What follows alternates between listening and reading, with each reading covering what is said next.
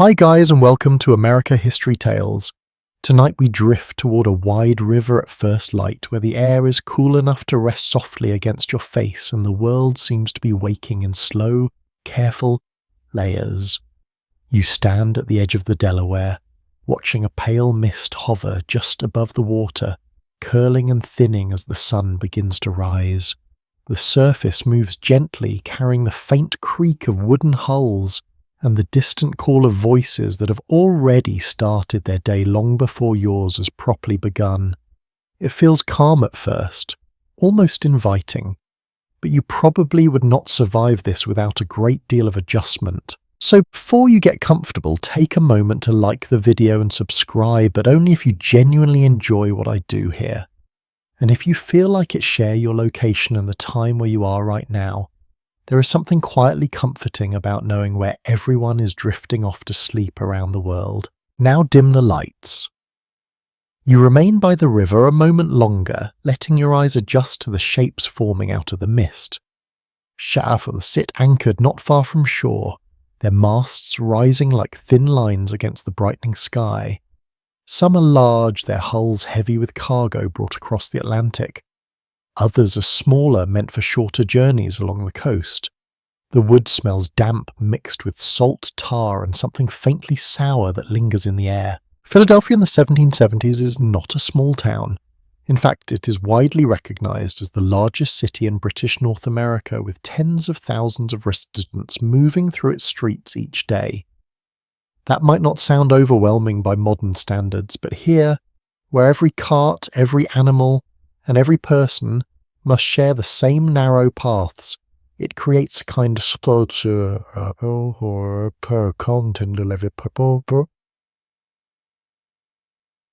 You begin to walk. The ground near the river is uneven, packed earth pressed down by years of boots, wheels, and hooves.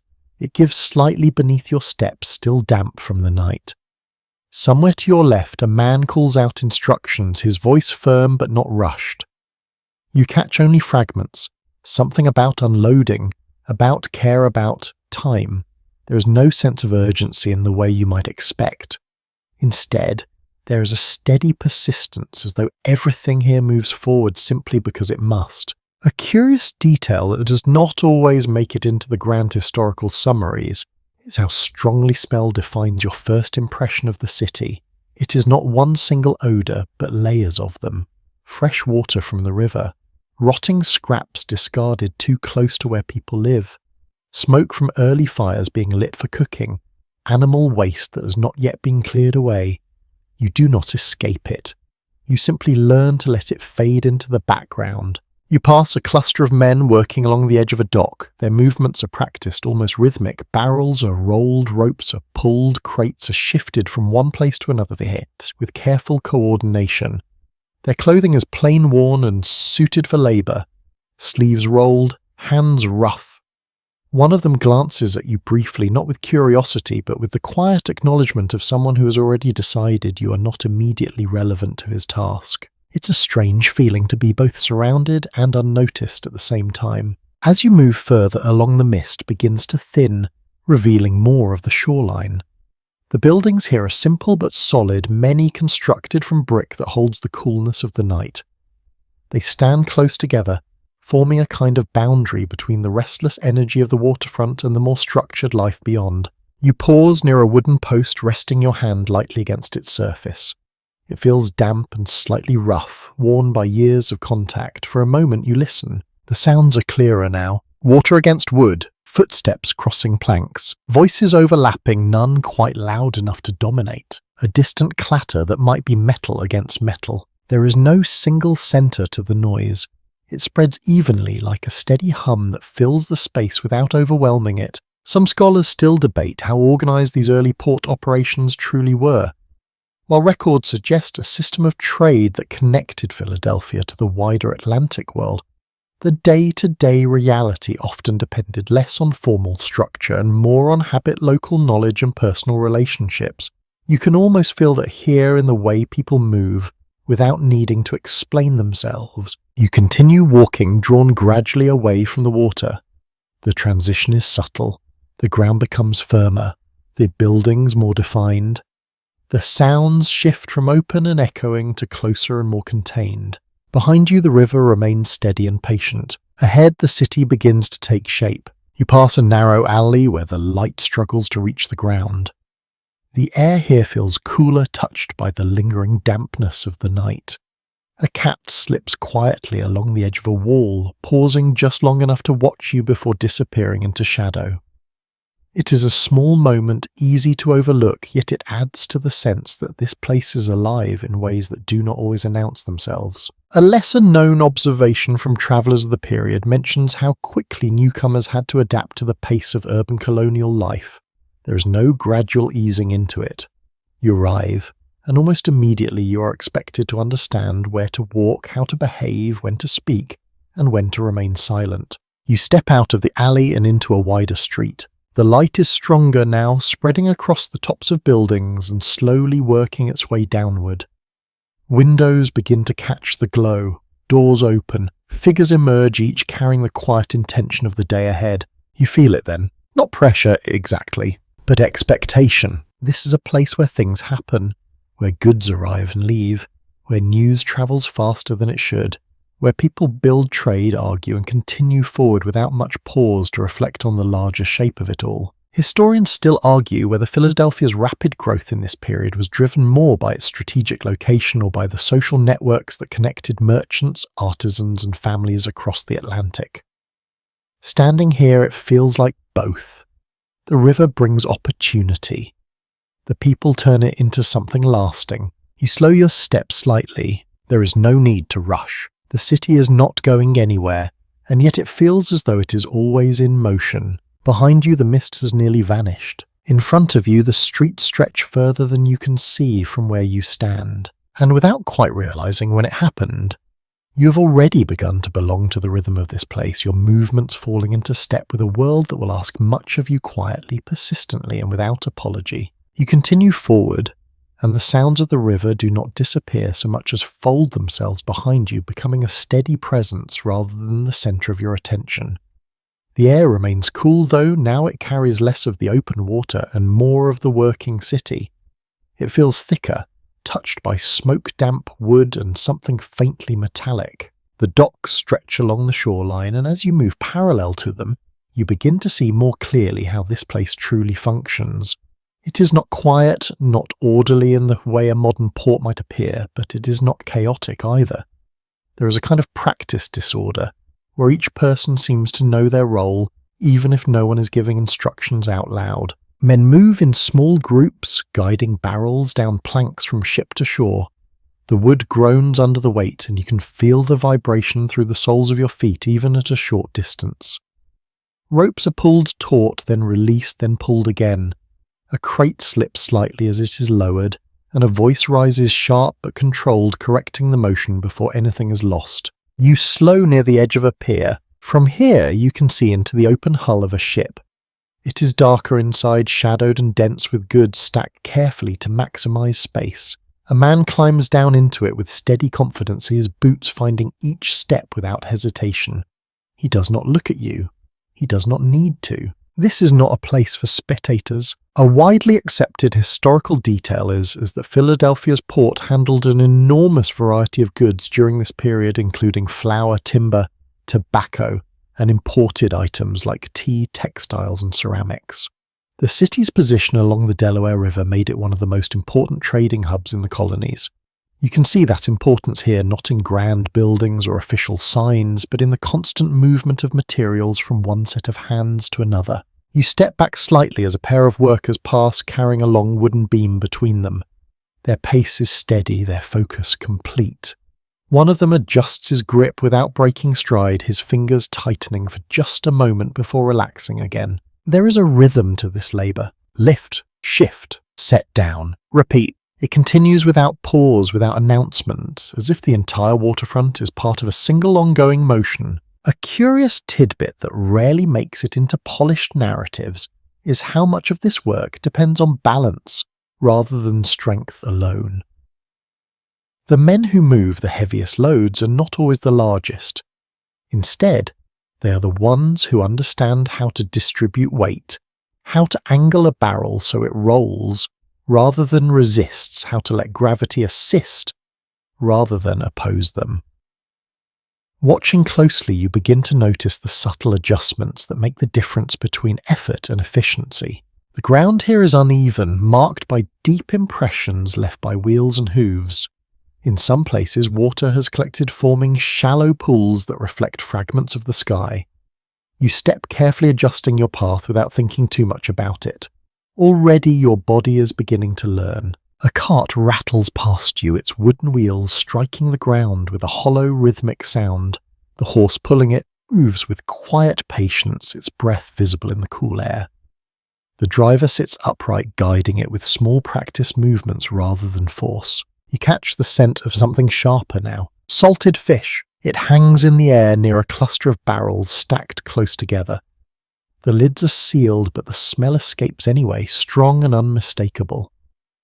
A man stands nearby, checking markings along the side with his fingers as though confirming something that has already been decided. You pause again, not out of uncertainty, but because there is simply so much to take in. Voices overlap in fragments, numbers called out, names repeated, short instructions given and followed without delay. No one speaks for long, no one wastes words. There is a sense here that time matters, though not in a frantic way. It is measured differently. Each task connects to another, and delay in one place ripples outward in ways you cannot fully see. Some historians still debate how heavily regulated these docks truly were. While official records describe port authorities and customs oversight, much of the day-to-day exchange likely depended on informal agreements, trust built over repeated interactions, and the occasional bending of rules when it suited both parties. Standing here, it is easy to believe that what is written down tells only part of the story. You move further along the wharf, and the light has strengthened enough now to reveal more detail in everything around you. The texture of the wood beneath your feet, the worn edges of crates, the faint markings burned or painted onto barrels, each one carrying information that determines where it will go next. A ship nearby is being prepared to dip it. You notice it first in the way the activity shifts. Ropes are being coiled more tightly. Loose items are secured. A man checks the edge of the gangplank, pressing down with his foot as if testing its reliability one last time. There is no ceremony to it, no announcement, just a gradual change in movement that signals something is about to happen. You watch as a small group gathers briefly near the base of the ship. Their conversation is quiet, almost lost beneath the surrounding noise. One of them nods, another adjusts his coat, and then they separate, each returning to their own task. Departure here is not dramatic. It is practical, necessary. The tide, the wind, the schedule of trade, all of it dictates when a ship leaves more than any human preference. You turn slightly, letting your gaze drift back across the line of docks. It stretches further than you first realized, each section carrying its own small variations of the same essential work. Together they form something larger, a system that feeds the city and connects it to places you may never see. The air is warmer now, touched by the growing sunlight. The mist has fully lifted, and with it any illusion that this place might be gentle. It's not harsh in an obvious way, but it demands attention, awareness, adaptation. You begin to feel it more clearly now, that quiet expectation settling into your movements. You step aside at the right moment without needing to think. You adjust your pace to match the flow around you.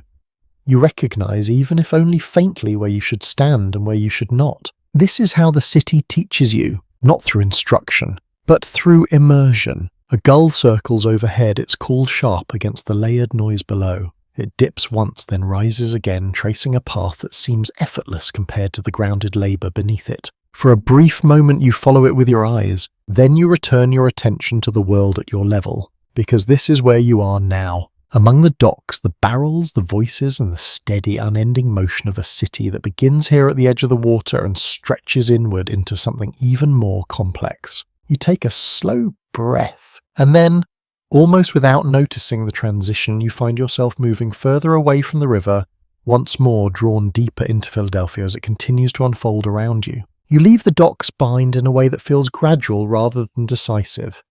The sounds of loading and unloading fade into something softer, still present, but no longer shaping every moment. Ahead of you, the streets begin to organize themselves into something more structured, though not necessarily more comfortable. The ground beneath your feet changes first. Where the waterfront offered packed earth and shifting mud, here you begin to feel the uneven firmness of brick and stone. Some sections are carefully laid, forming patterns that suggest intention and effort. Others are worn cracked or slightly sunken, the result of years of use and weather that no one has fully corrected. Your steps adjust without conscious thought, your body all learning where to place weight and when to slow. You pass between rows of buildings that stand closer together than those near the river. Their brick walls hold the memory of the night's coolness, releasing it slowly as the morning continues. Windows sit at regular intervals, some open, some closed, each revealing only small glimpses of the lives inside. A door opens to your right. A woman steps out carrying a small bucket. She does not look at you directly, her attention focused on the ground just beyond the threshold. With a practiced motion, she empties the contents into the street, then retreats inside without hesitation. The liquid spreads briefly, then begins to settle into the shallow channels that run along the edges. It is not unusual. In fact, it is expected. A commonly accepted detail about colonial cities like Philadelphia is that formal sanitation systems are largely absent. Waste is often disposed of directly into the streets or nearby drains, relying on rain gravity and occasional manual clearing to carry it away. You notice the result immediately, not only in sight but in smell, a faint but persistent presence that lingers as you continue walking. You step carefully around it, adjusting your path slightly. There is no complaint from those around you, no reaction. This is simply how things are. A cart approaches from ahead, its wheels striking the uneven surface with a steady, hollow rhythm. You move aside instinctively, giving it space to pass. The driver nods once in acknowledgement, not as a greeting but as a recognition of shared understanding. You're both navigating the same constraints. The street itself is not wide. It allows for movement, but only with awareness. People pass one another at close distance, adjusting shoulders, turning, slightly shifting just enough to avoid contact. There is a quiet choreography to it, one that you begin to sense rather than consciously follow. A small group stands near the entrance to a shop, their conversation low but animated. You catch fragments of it as you pass. Prices, shipments, something about delay. One man gestures with his hands, his expression focused, as though explaining something that matters more than he's willing to admit aloud. You do not stop, but you listen, because listening here feels almost as important as moving. A lesser-known observation from the period is how much information travels through casual conversation. News does not rely solely on printed pages or official announcements. It moves through streets, carried in fragments, repeated, adjusted, sometimes misunderstood. By the time it reaches its final listener, it may have changed shape entirely. You continue forward, your pace steady. The light has grown stronger now, reaching further into the spaces between buildings. It reflects off windows, catches on edges, softens the harder lines of brick and wood. Shadows still linger in corners, but they no longer dominate. You notice the details more clearly. Fine fixtures attached to walls, wooden shutters, some freshly painted, others worn. Signs hanging above doorways marking the presence of shops and trades. A boot, a loaf of bread, a length of cloth, each one offering information without the need for words. Literacy is not universal here, and these visual markers serve a practical purpose. They guide those who cannot read as easily as those who can. You pause briefly near one of these signs, a carved image of a tankard swinging gently from a metal bracket.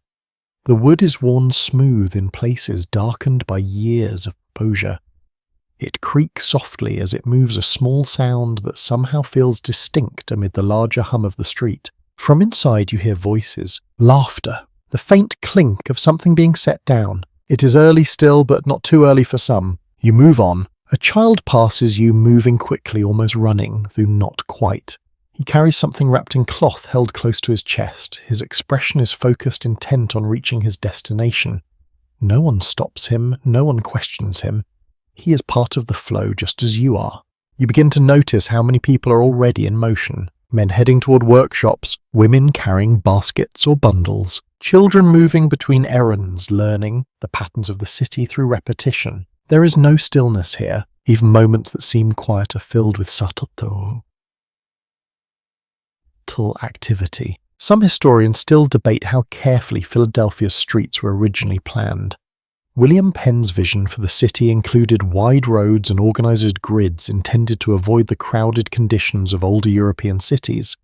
Yet over time, practical needs, population growth, and individual choices have altered that vision. What remains is a blend of intention and adaptation, a structure that exists but does not fully control the life within it. You feel that blend as you walk. There is order, but it is not rigid. There is space, but it is not always enough. You turn slightly following the natural curve of the street rather than any clear instruction. It leads you past another row of buildings, their facades similar yet not identical. Small variations in colour, in height, in the placement of windows give each one its own quiet identity. A door stands open ahead. Inside you glimpse a narrow interior shelves lined with goods that you cannot fully make out from where you stand. A figure moves within, partially obscured by the shadow. The smell that drifts out is warm, slightly sweet and grounded in something familiar. Bread. It lingers just long enough to draw your attention, then fades as you continue past. A curious detail noted by some travellers is how quickly the senses begin to sort and prioritise these experiences. At first, everything feels equally vivid. Every smell, every sound, every movement demands attention. But gradually the mind begins to filter, to focus on what matters most for navigation and understanding. You feel that shift beginning. The street no longer overwhelms you. It reveals itself. You step over a shallow rut, your foot finding stable ground without hesitation. You pass another cart, this one slower, its load covered with rough cloth. You do not need to think about where to stand, you simply know. The city is teaching you again, quietly, persistently, without explanation. You take a breath deeper this time, letting the layered air settle into something more familiar. Behind you, the docks continue their steady labour. Ahead of you, the streets stretch further, carrying you into neighbourhoods where the rhythm will change again, where life will gather in different ways under different roofs. And as you move forward, your steps matching the pace of those around you, you begin to understand that this is not just a place you are passing through. It's a place you are learning to inhabit one careful step at a time. You continue along the street until the movement around you begins to thin, not disappearing but settling into something more contained. The noise softens into smaller pockets. A cart passes less frequently. Voice is lower. The space between buildings feels slightly more personal, as though you are stepping out of the city's shared rhythm and into something closer to private life. You pause outside the narrow building, its brick surface worn but steady. The door stands slightly ajar, not wide enough to invite, but not closed enough to recuse. From within you catch the faint sound of movement, a chair shifting, fabric brushing against wood. The quiet, constant presence of someone beginning their day. You step inside. The transition is immediate. The air changes, first warmer and more enclosed, carrying the scent of wood fabric and something faintly cooked from the night before. The light is dimmer here, filtered through small windows that allow only a softened version of the morning to enter. The room is not large. In fact, it feels smaller the longer you stand in it. A table sits near the centre, its surface marked by use. Scratches faint stains the uneven sheen of wood that has been wiped clean countless times. A few objects rest on it. A cup, a folded cloth, something that might have been bread now reduced to crumbs. Along one wall, shelves hold a mixture of items that suggest both work and living. Tools sit beside bowls. Fabric is stacked near small containers whose contents are not immediately clear. Nothing is arranged for display, everything is placed for use. A well-established understanding of urban life in 1770s Philadelphia is that many families lived above or behind their place of work.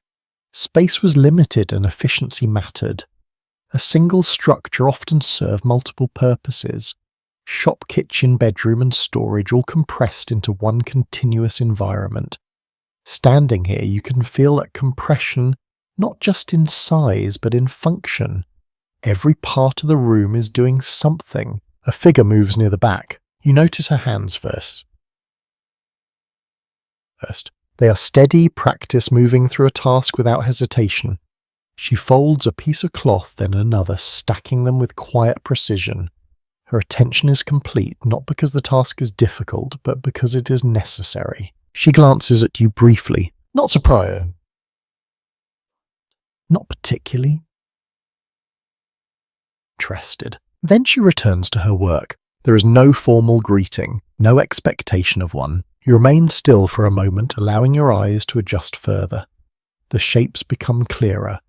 A narrow staircase leading upward. A low bed tucked into a corner, its covering simple but carefully arranged. A small hearth along the far wall, its embers dim but not fully gone. You move closer to it. The warmth is gentle, lingering rather than strong. A faint smell of smoke clings to the air mixed with whatever was last cooked here. It is not unpleasant, it is simply present. An overlooked detail in everyday accounts of this pura is how much of life revolves around maintaining this kind of steady warmth. Fires are not just for cooking. They are for comfort, for drying damp fabric, for keeping the chill from settling too deeply into the bones. Letting a fire go out completely means more than inconvenience. It means starting again with effort you would rather avoid. You crouch slightly, extending your hand just enough to feel the remaining heat. It brushes against your skin, soft and consistent. Behind you, the door opens again. Another person enters carrying a small bundle. He sets it down near the table, unwrapping it with careful movements. The contents reveal themselves slowly.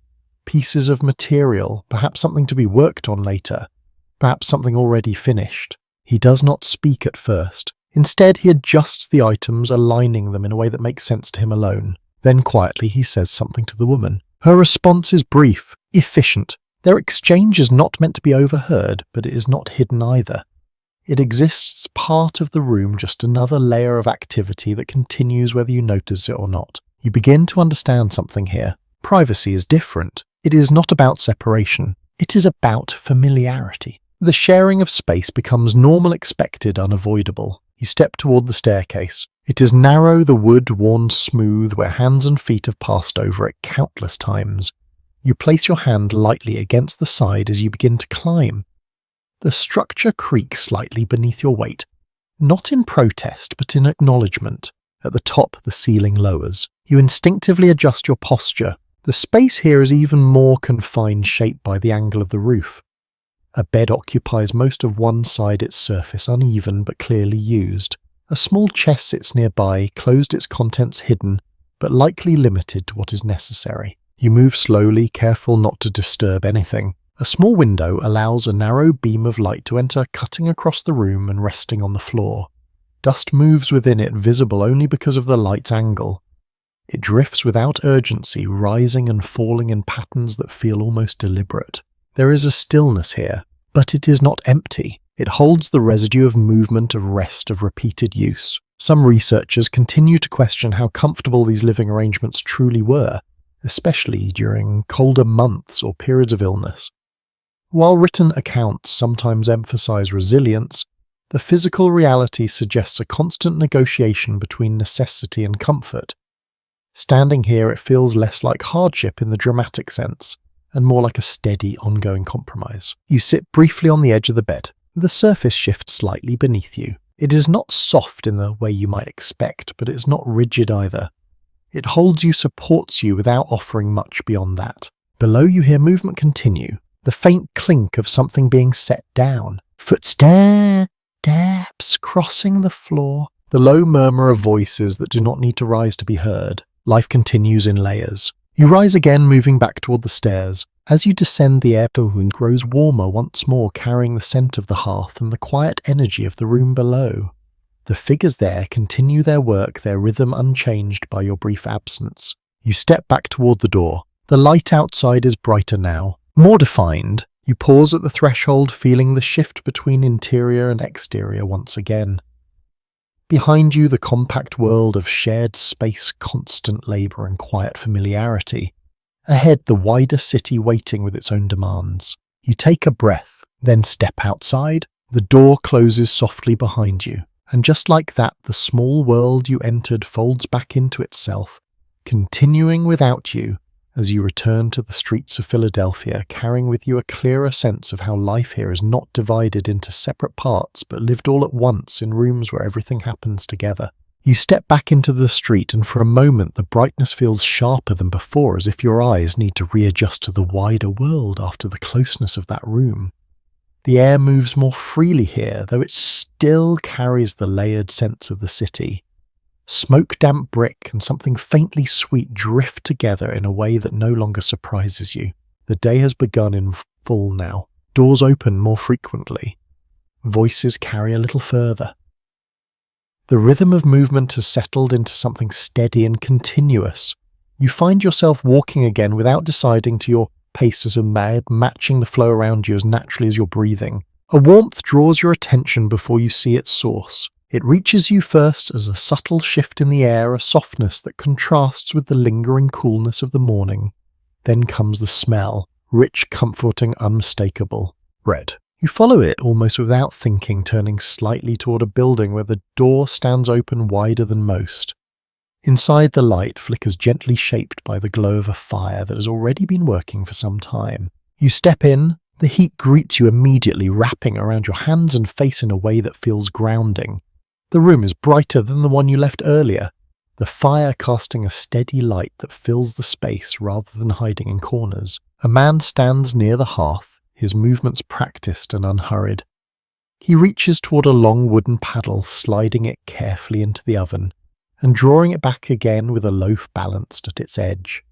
The surface of the bread is golden, its crust firm, the smell rising stronger as it meets the cooler air of the room. He sets it down with care. Another loaf waits. Then another. This is not a single act. It is a sequence, an ongoing process that began long before you arrived and will continue long after you leave. A well-documented aspect of daily life in colonial Philadelphia is that bread forms a central part of the diet for most residents. Wheat flour, when available, is prized for its quality, and bakers play an essential role in feeding the city. You can sense that importance here, not through words, but through repetition. The constant cycle of preparation, baking, and distribution. You move closer to the hearth, drawn by both the warmth and the quiet focus of the work. A woman stands nearby, shaping dough with steady hands. She presses, folds, turns, then repeats the motion with a rhythm that seems almost meditative. Her fingers move with confidence, guided by experience rather than measurement. You watch for a moment. The dough changes under her touch. What begins as something uneven becomes smooth, elastic, ready. She does not pause. There is always another piece waiting. A small detail that often escapes attention is how early this work begins. Bakers do not rise with the sun, they rise before it, preparing the first batches in darkness so that bread is ready as the city wakes. By the time you step into this room, hours of labour have already passed. You notice the surfaces around you. Flour dust settles lightly across the table, the floor, even the edges of nearby tools. It softens the harder lines of wood and metal, creating a thin layer that marks the space as one of constant use. A child stands near the doorway watching. He shifts his weight from one foot to the other, his attention fixed on the process. At times he steps forward slightly, then back again, as if deciding whether to help or simply observe. No one rushes him, no one instructs him, yet he is learning. Quietly, by watching, you step aside as the man carrying the paddle moves past you. He sets another loaf onto a surface already lined with finished bread. The arrangement is careful, each piece given just enough space to cool without losing its shape. The smell fills the room now, warm, comforting, familiar in a way that reaches beyond time. You feel your shoulders relax slightly, your breathing deepen without effort. Outside, the street continues its steady motion, but here the pace feels different. Contained, focused, a gentle counterpoint to the wider world. Some historians continue to explore how access to food varied across different parts of the city. While bread was a staple, its quality and consistency could shift depending on supply season and economic standing. For some, it was abundant and reliable. For others, less so. Standing here surrounded by fresh loaves, it is easy to forget that this comfort is not evenly shared. You glance toward the doorway. A figure passes, pausing briefly to look inside before continuing on. There is no exchange, no purchase yet, just a moment of recognition. The day is still young. There is time. You turn back towards the hearth. The fire burns steadily, its heat constant, its purpose clear. It transforms what is raw into something sustaining, something that will move beyond this room into homes, streets, and tables across the city. A curious observation from contemporary accounts notes how central these small repeated tasks are to the stability of daily life.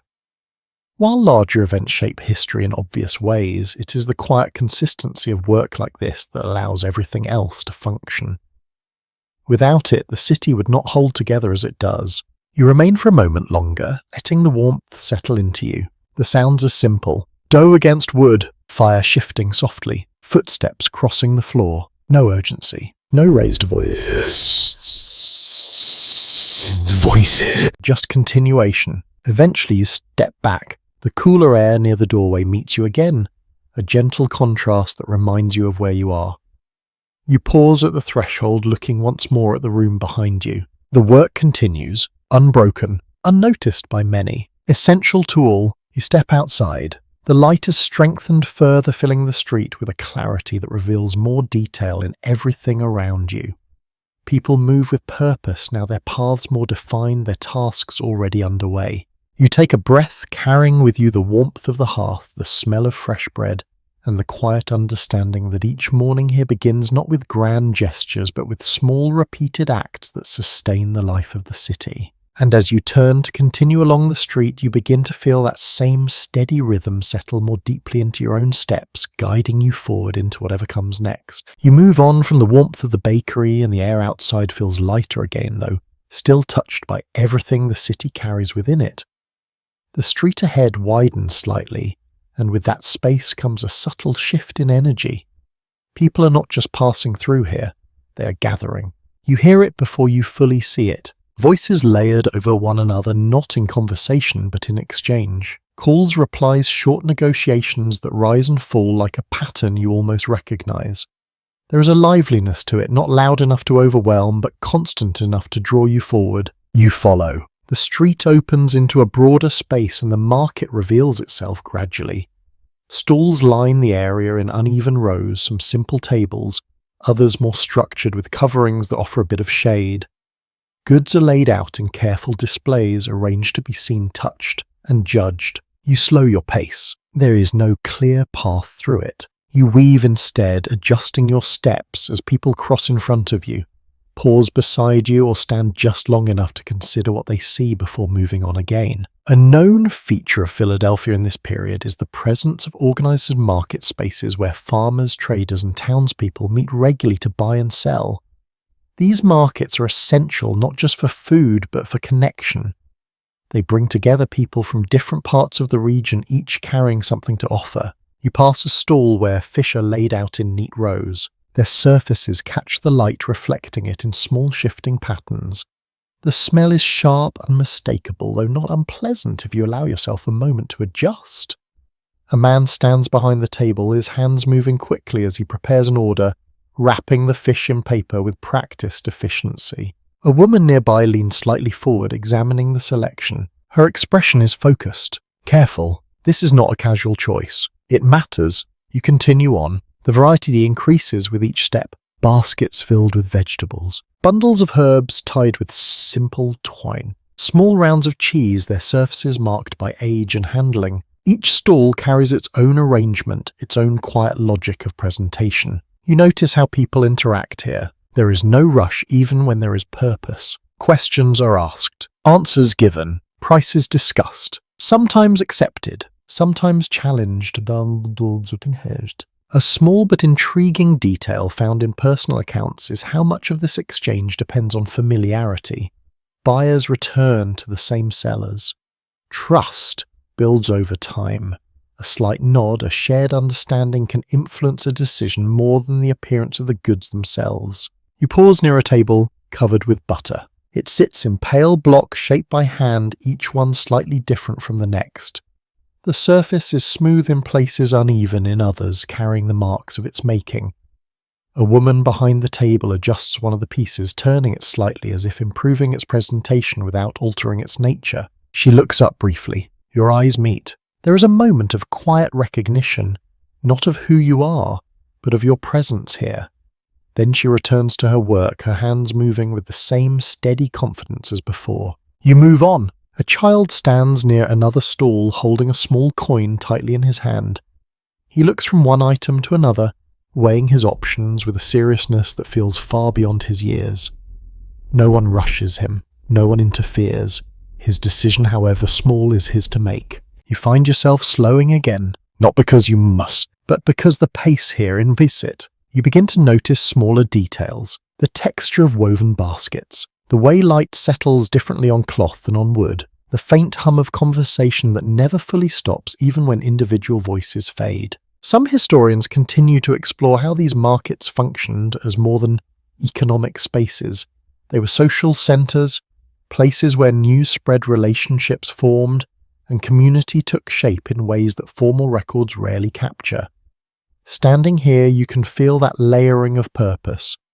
Buying and selling happen, yes, but so does something quieter, something less defined.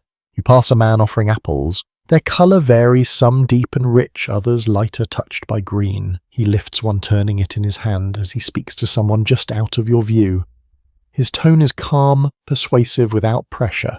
Nearby, another voice rises slightly, not in anger, but in emphasis. A price is being questioned. A response follows, measured, firm. Then, after a brief pause, an agreement. The exchange concludes and both parties move on without lingering. It is fluid, continuous, a pattern that repeats in small variations across the entire space. You step carefully between two stools, your shoulder turning slightly to avoid brushing against a hanging cloth. The fabric moves gently as you pass, its texture soft against the edge of your awareness. A faint breeze moves through the market, carrying with it a blend of scents that shift as you move. Fresh produce, salted goods, the lingering warmth of nearby cooking. None of it remains fixed.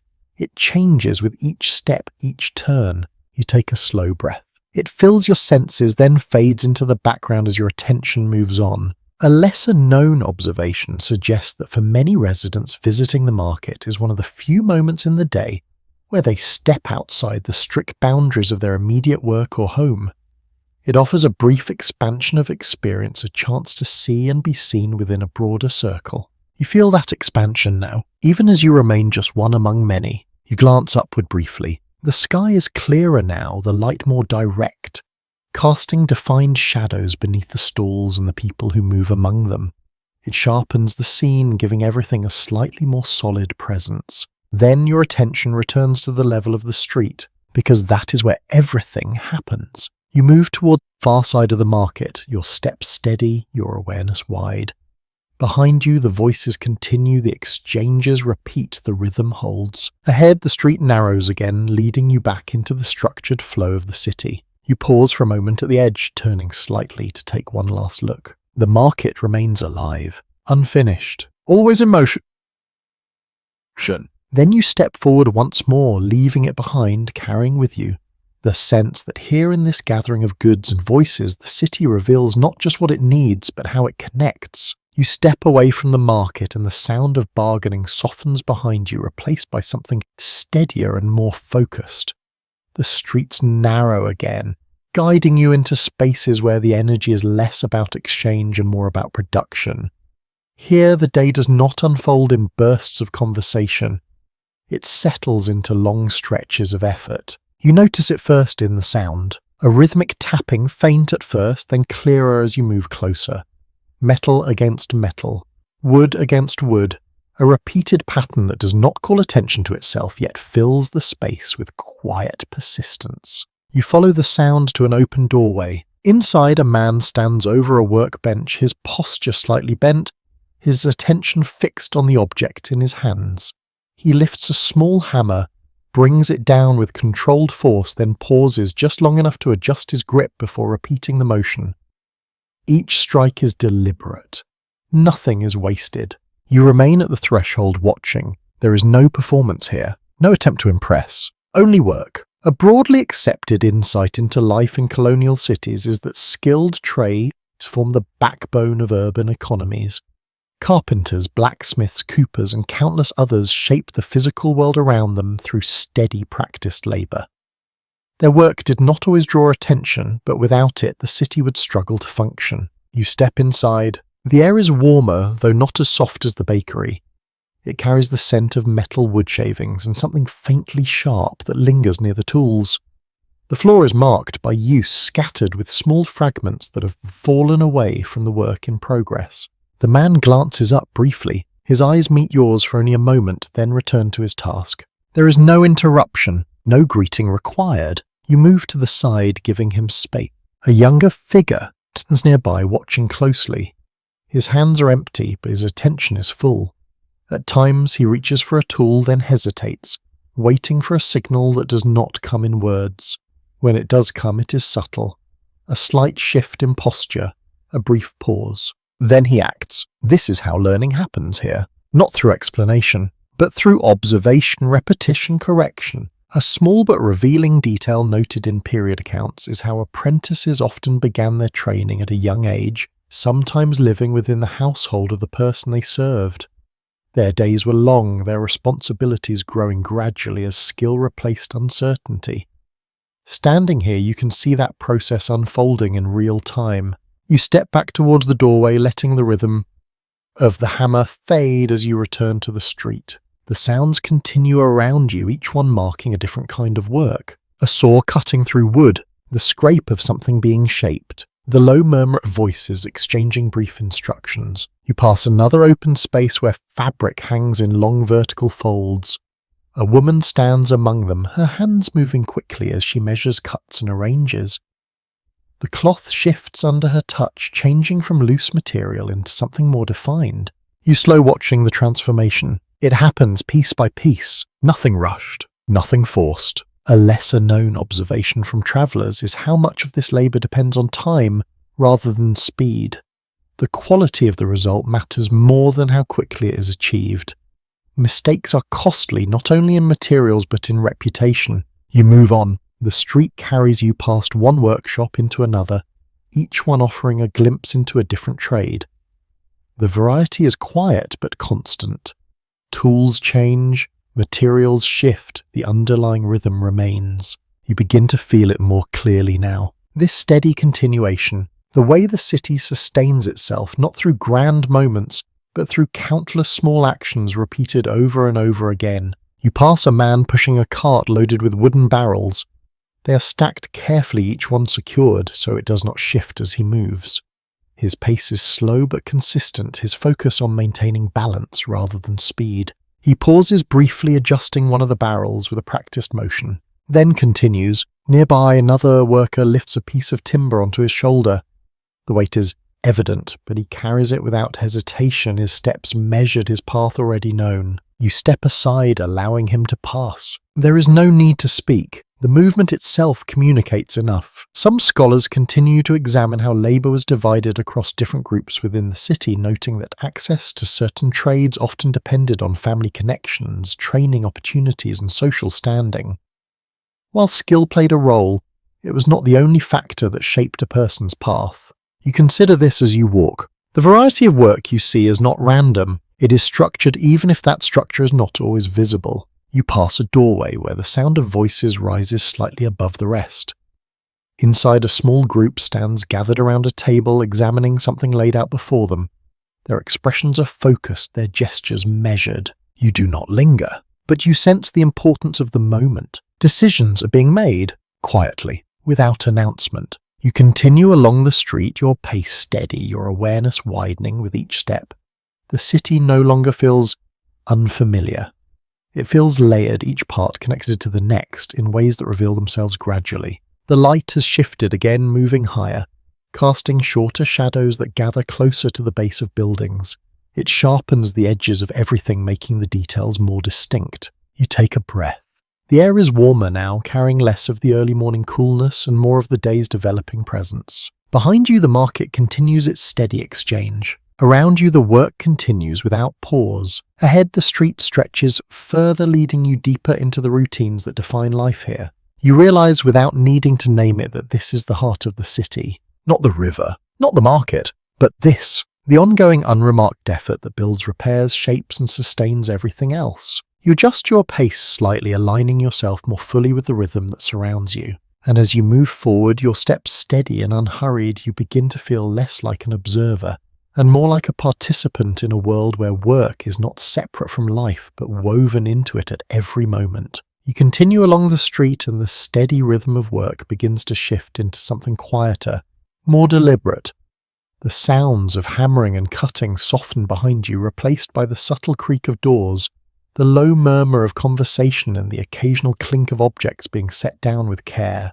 This part of the city feels different, not slower, but more measured. You notice it in the way people pause before entering a shop, in the way they glance at windows, not just to look, but to consider. The movement here is less about producing and more about deciding. You approach a storefront marked by a painted sign hanging above the door. The image is simple, a length of cloth carefully depicted, its edges curling slightly as it sways in the light breeze. It tells you what you need to know without a single written word. You step inside. The air is cooler than the bakery, less dense than the workshops, carrying the faint scent of fabric, wood and something dry that settles quietly in the background. The space is narrow but orderly, shelves lining the walls from floor to ceiling. Goods are arranged with intention, folded textiles stacked by type, small boxes placed in neat rows, a few imported items set slightly apart as if their origin alone gives them value. A widely recognized aspect of commerce in colonial Philadelphia is the importance of credit. Coins exist, of course, but they are not always available in the quantities needed for daily transactions. Instead, many purchases rely on trust, on relationships built over time, on the expectation that payment will come later. You see that system in action almost immediately. A man stands near the counter, his hand resting lightly on its surface as he speaks with the shopkeeper. Their voices are low, steady, not hurried. The exchange is not simply about what is being bought, it is about agreement. You cannot hear every word, but you can sense the balance. An item is lifted, examined, set down. A number is mentioned, then another. Neither reacts strongly. The conversation continues. Eventually the shopkeeper nods once, reaching for a small book. He opens it, dips a pen into ink and writes something with careful precision. No coins change hands. The transaction is complete. A small but telling detail often overlooked is how detailed these account books could be. Names, dates, items, amounts, all recorded with care.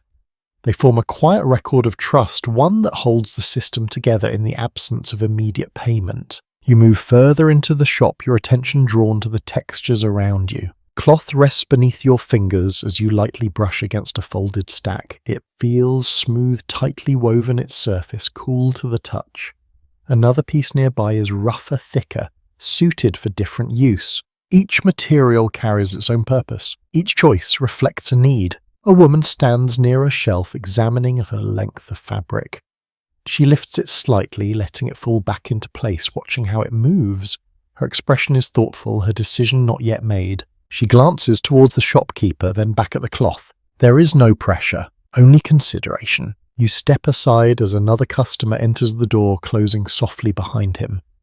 The bell above it gives a faint sound, just enough to mark the arrival without disrupting the calm. The space holds its quiet. Conversations remain low. Movements remain controlled. This is not a place for urgency. It is a place for judgment. Some historians continue to explore how imported goods influenced daily life in the colonies, noting that items from Britain and beyond carried both practical value and social meaning.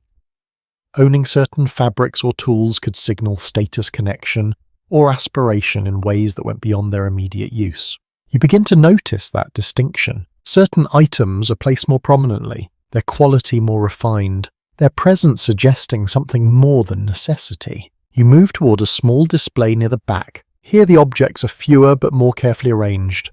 A piece of fine cloth, a small decorative item, something delicate enough that it is not meant for constant handling. You do not touch. You simply observe. A curious detail from personal writings of the time suggests that shopkeepers often knew far more about their customers than they revealed. Not just what they purchased, but how often, how reliably they paid, what they preferred, what they could afford. This quiet knowledge shaped interactions in ways that were rarely spoken aloud. You sense that awareness here, in the way the shopkeeper glances briefly at each person, in the way his responses shift slightly depending on who stands before him. You step back towards the center of the room. The man at the counter has finished his business. He turns, nods once in passing, and leaves without lingering. The door opens, then closes again, the faint bell marking his departure. The woman remains, still considering, still weighing. Time passes differently here, not measured by effort, but by choice. You take a slow breath, letting the stillness settle around you. Outside, the city continues its steady motion. Inside, everything is contained. Balanced! You move toward the door, your hand resting briefly on its surface before you open it. The light outside meets you again, brighter now, more direct. The sounds return layered and familiar, though no longer overwhelming. You step back into the street. Behind you, the shop resumes its quiet rhythm transactions, continuing in low voices recorded in careful lines of ink. Ahead, the city stretches onward, each street offering a different version of the same underlying pattern. You begin to understand that here buying and selling is not simply about exchange. It is about connection, about trust, about the invisible threads that tie people together across time, across need, across expectation. And as you move forward once more, your steps steady, your awareness calm, you carry with you the sense that even the simplest purchase is part of something larger, something that holds the city together in ways you're only just beginning to see. You leave the quiet order of the shop behind, and the street greets you again with its steady, familiar movement. The light has shifted higher now, settling across rooftops and slipping down along the walls, filling the spaces between buildings with a clearer sense of shape. Shadows gather closer to the ground, less dominant, more defined. As you walk, a new sound begins to rise above the rest. A bell. It does not ring sharply or urgently. Instead, it carries a steady, measured tone that spreads outward, touching the street, the buildings, and the people moving among them. It repeats at a calm interval, neither rushed nor delayed. You slow your steps, others do as well. Not all at once, not in perfect unison, but enough that the shift is noticeable. A man adjusts his pace. A woman turns her head slightly toward the source, a child pauses, then continues the road more quietly than before. You follow the sound. It leads you toward a larger structure set slightly apart from the surrounding buildings. Its presence is not overwhelming, but it is distinct. The walls rise higher. The windows are placed with symmetry.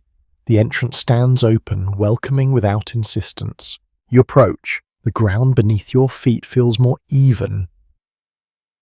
The space around you less crowded. There is a sense of intention in how this area has been shaped, as though it was designed to hold people without pressing them together. You step inside. The air changes again. Cooler, stiller. The sounds of the street fade, replaced by something softer. The echo of footsteps across the floor. The faint rustle of fabric as people take their places. The lingering resonance of the bell, now quieter but still present. Rows of benches stretch before you, arranged in careful lines. Light filters through the windows, casting gentle patterns that shift as the sun continues its slow climb. The space feels open yet contained, holding a quiet that invites reflection without demanding it. A commonly accepted understanding of Philadelphia during this period is its remarkable religious diversity. Quakers, Anglicans, Presbyterians, Lutherans, and others all share the city, each maintaining their own places of worship while existing side by side. This coexistence does not always mean agreement, but it does create a unique atmosphere where multiple beliefs shape daily life. You move further in your steps, naturally quieter now. People are already gathered. Some sit with hands resting calmly in their laps. Others bow their heads slightly. A few glance around, their attention moving gently across the room before settling again. There is no single expression that defines them, only a shared presence. You find a place along one of the benches and sit. The wood beneath you is firm, worn smooth by years of use. It supports you without comfort, but also without discomfort.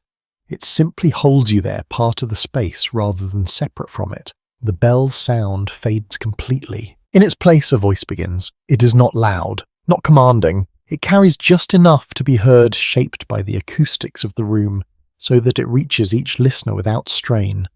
The words move at a measured pace, leaving space between them, allowing them to settle before the next begins. You listen, not necessarily to every detail, but to the rhythm, to the tone, to the way the space itself seems to support the act of speaking. A small but interesting detail noted by observers of Quaker meetings is the practice of silence where participants gather without a designated speaker waiting for inspiration to guide anyone who feels moved to speak. In contrast, other denominations follow more structured forms of worship. This variety creates subtle differences in how spaces like this feel, even when the physical surroundings appear similar. You remain still, your attention drifting between the voice and the environment around you. The light shifts slightly. A faint creak sounds as someone adjusts their position. The air remains calm, undisturbed. You notice how time behaves differently here. Outside it moves with the flow of work, trade and movement. Inside it stretches, expands, each moment given more space than it might otherwise receive. Some scholars continue to discuss how this religious diversity influenced the political and social development of the city, suggesting that the presence of multiple viewpoints encouraged a certain tolerance even when tensions existed beneath the surface. Sitting here, you can sense that balance. Not perfect harmony, but a willingness to share space. You glance toward the front of the room. The speaker continues, their voice steady, their posture composed. There is no dramatic gesture, no attempt to draw attention beyond what is necessary. The focus remains on the words themselves, carried gently through the air. You shift slightly on the bench, the movement small enough not to disturb those around you. No one reacts. No one reacts. Each person remains within their own quiet space, connected yet separate. A curious observation from personal writings suggests that for many attending these gatherings was as much about community as it was about belief. It offered a moment of stillness, a break from the constant demands of daily life, a chance to sit among others without the need to speak or act. You feel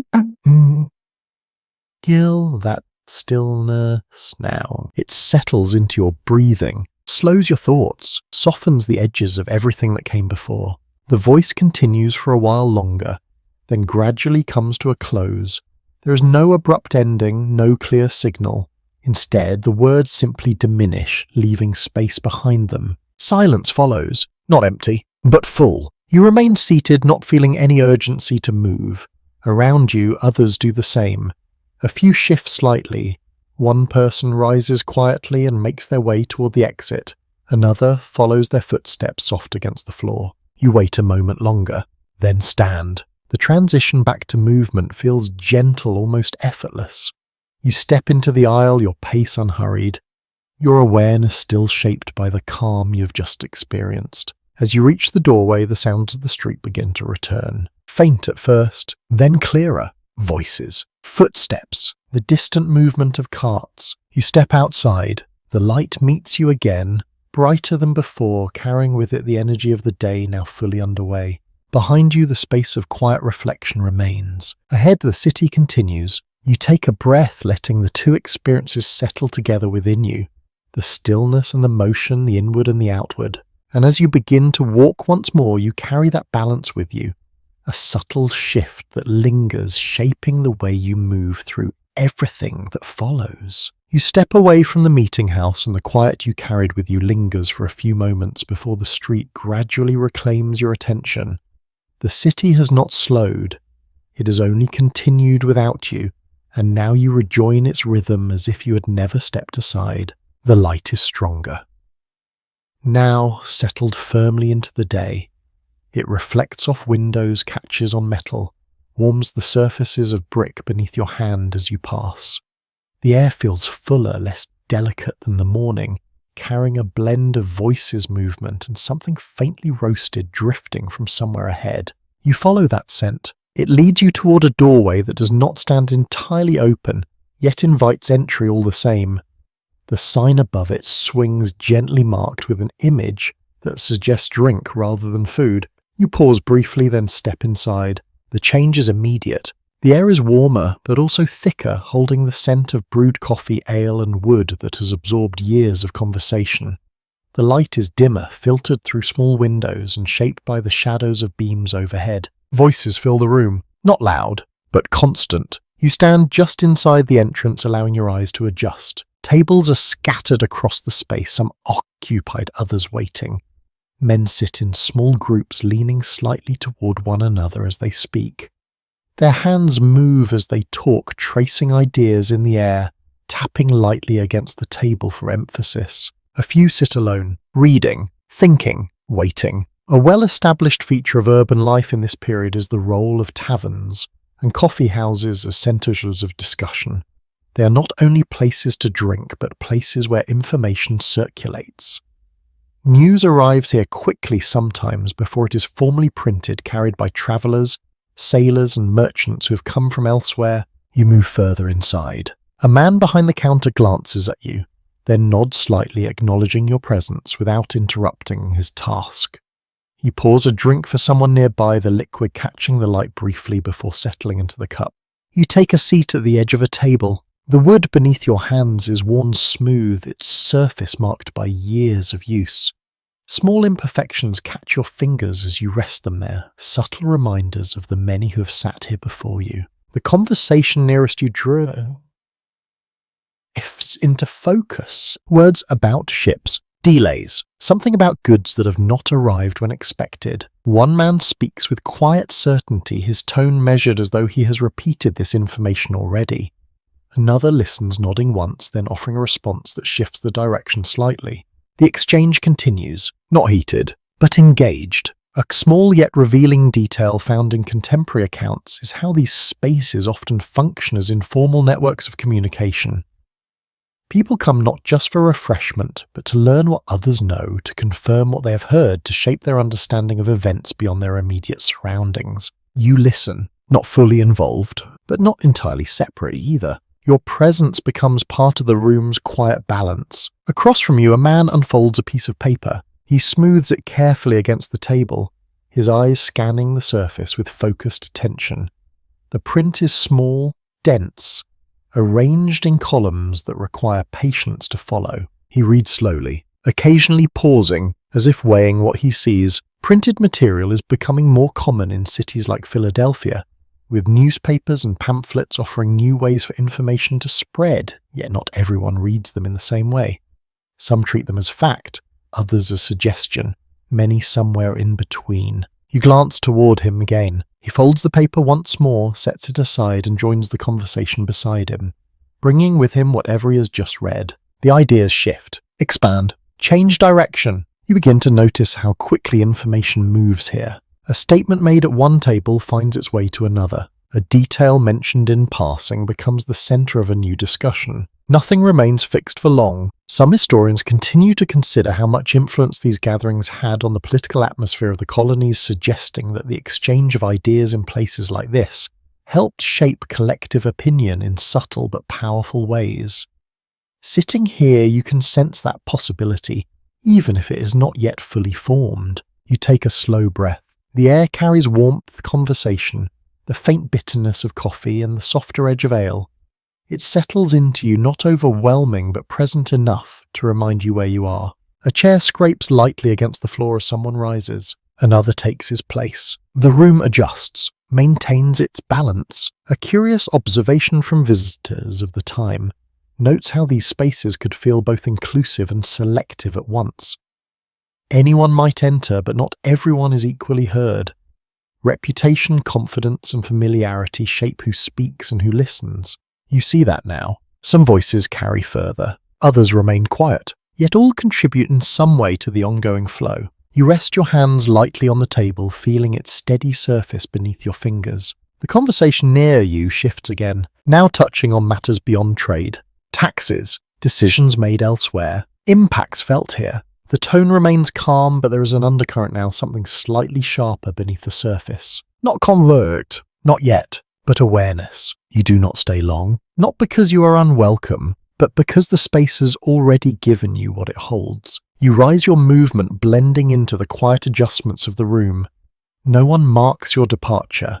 No one needs to. You step back toward the door. The light outside waits brighter, clearer, carrying with it the broader rhythm of the city. As you open the door, the sounds of conversation follow you briefly, then fade as it closes behind you. You stand for a moment at the threshold. between the contained world of talk and the open movement of the street. Then you step forward. The city continues around you unchanged, yet now carrying the echo of voices, ideas, and possibilities that linger just beneath its surface.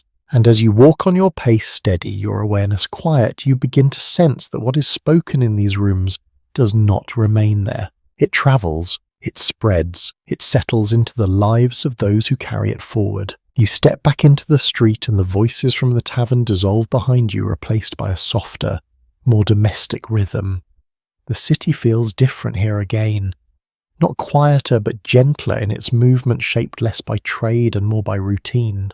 You walk past a row of homes where doors remain open just enough to allow air and light inside.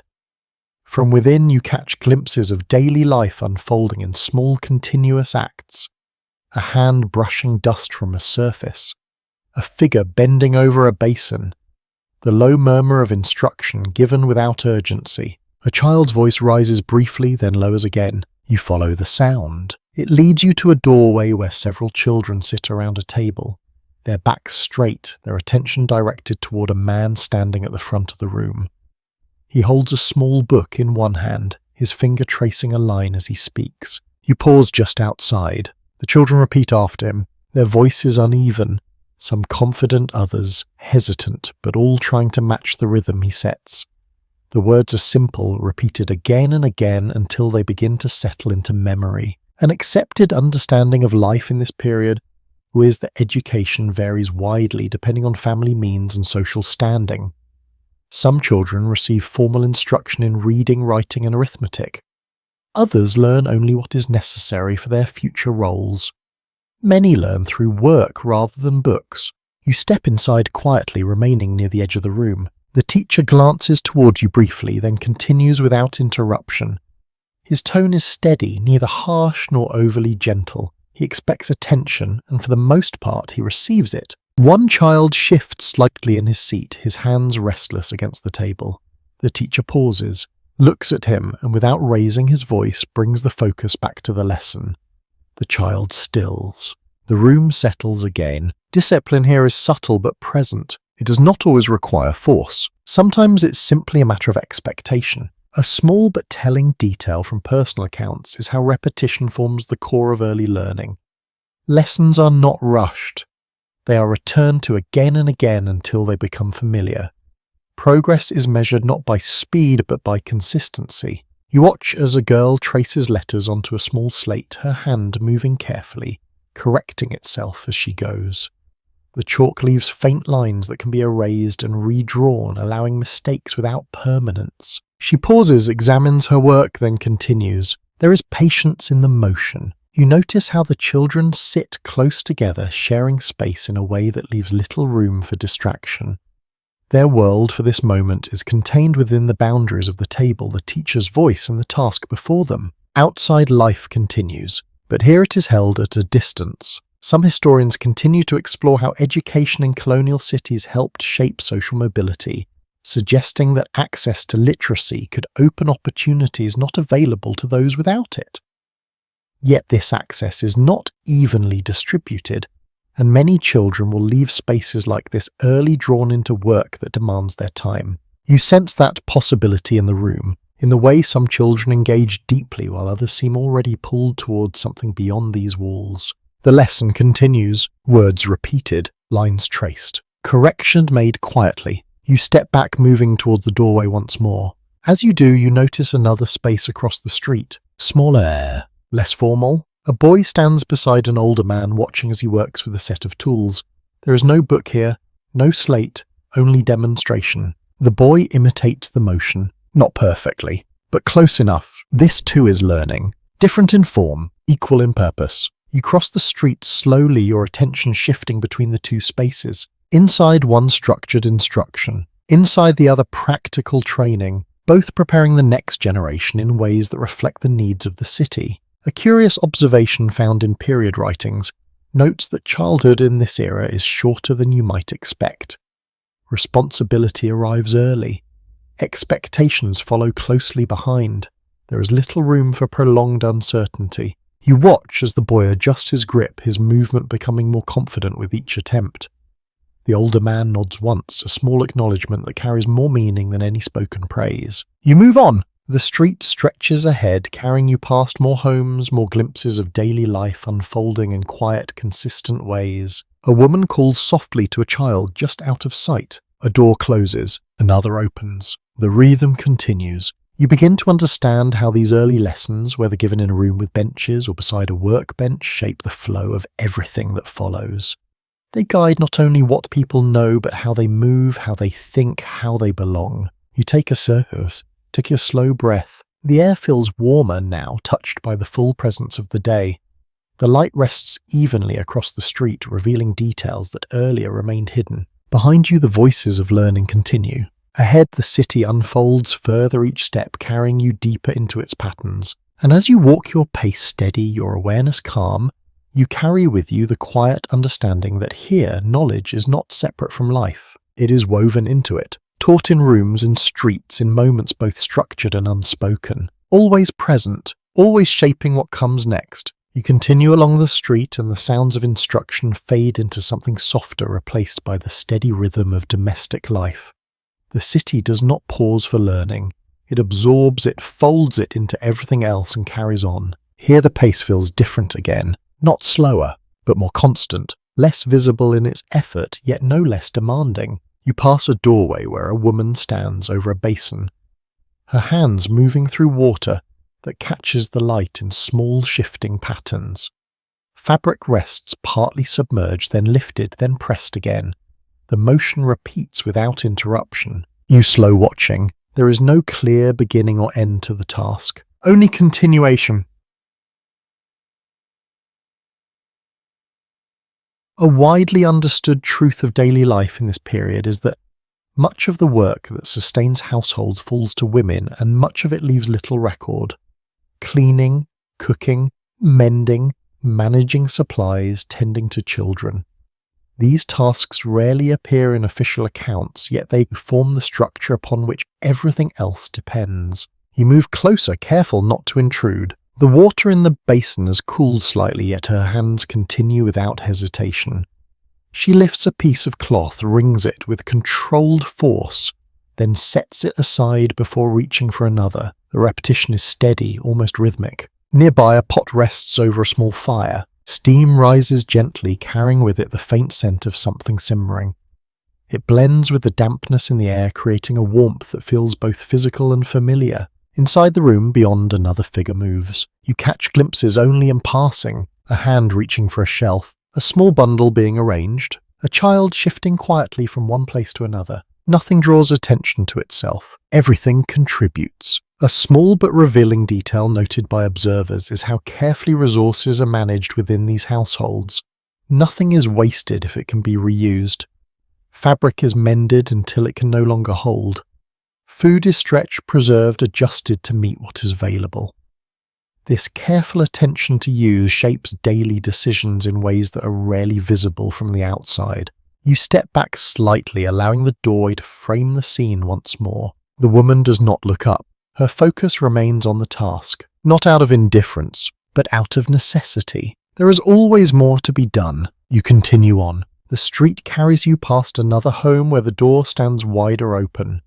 Inside, the arrangement is different, yet the pattern remains. A table covered with items in various stages of preparation. A needle moving through fabric, thread pulled tight then released. The motion is smaller than the washing you observed, yet no less precise. You pause again. The needle catches the light briefly as it moves. In, out, pull, repeat. A lesser-known observation suggests that many women contributed not only to household upkeep, but also to small-scale economic activity, producing goods that could be sold or traded.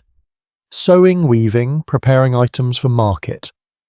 These efforts often blend seamlessly into domestic routines, making them easy to overlook. You notice that blending now. The work is not divided into categories. It flows from one task into another without clear boundaries. A child sits nearby watching, not actively helping, but not entirely separate either. At times the child reaches toward the fabric, touching it lightly before pulling back. Learning happens here too, though, without instruction. You move on. The street narrows slightly, guiding you into a space where the sounds soften even further. Conversations are quieter. Movements more contained. You pass a small group gathered near a doorway, their voices low, their expressions attentive.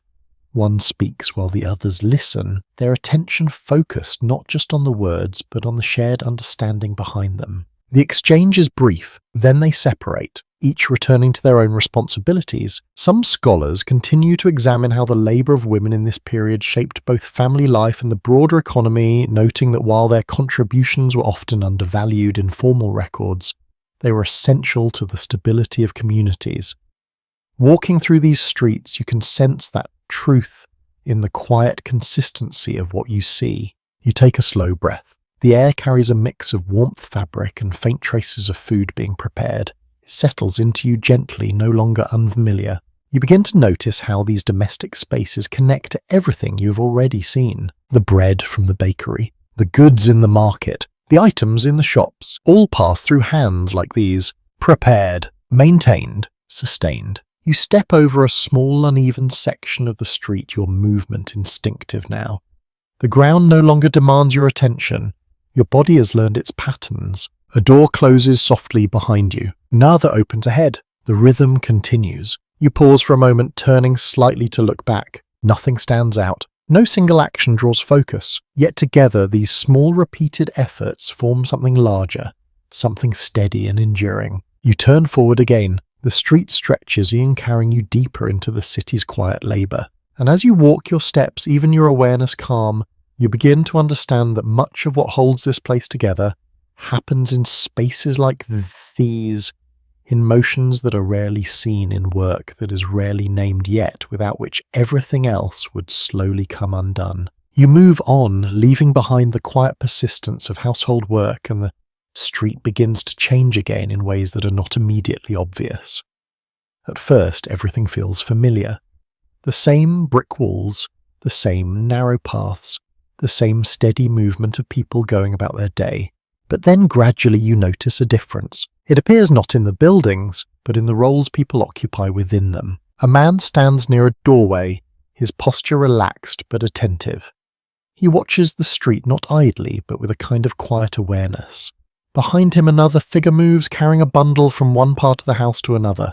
You pause briefly. The exchange between them is subtle. A glance, a small gesture, nothing spoken. Yet something passes between them that feels structured, defined. A commonly acknowledged aspect of life in Philadelphia during this period is that slavery and forms of unfree labour still exist within the city, even as conversations about liberty begin to grow louder.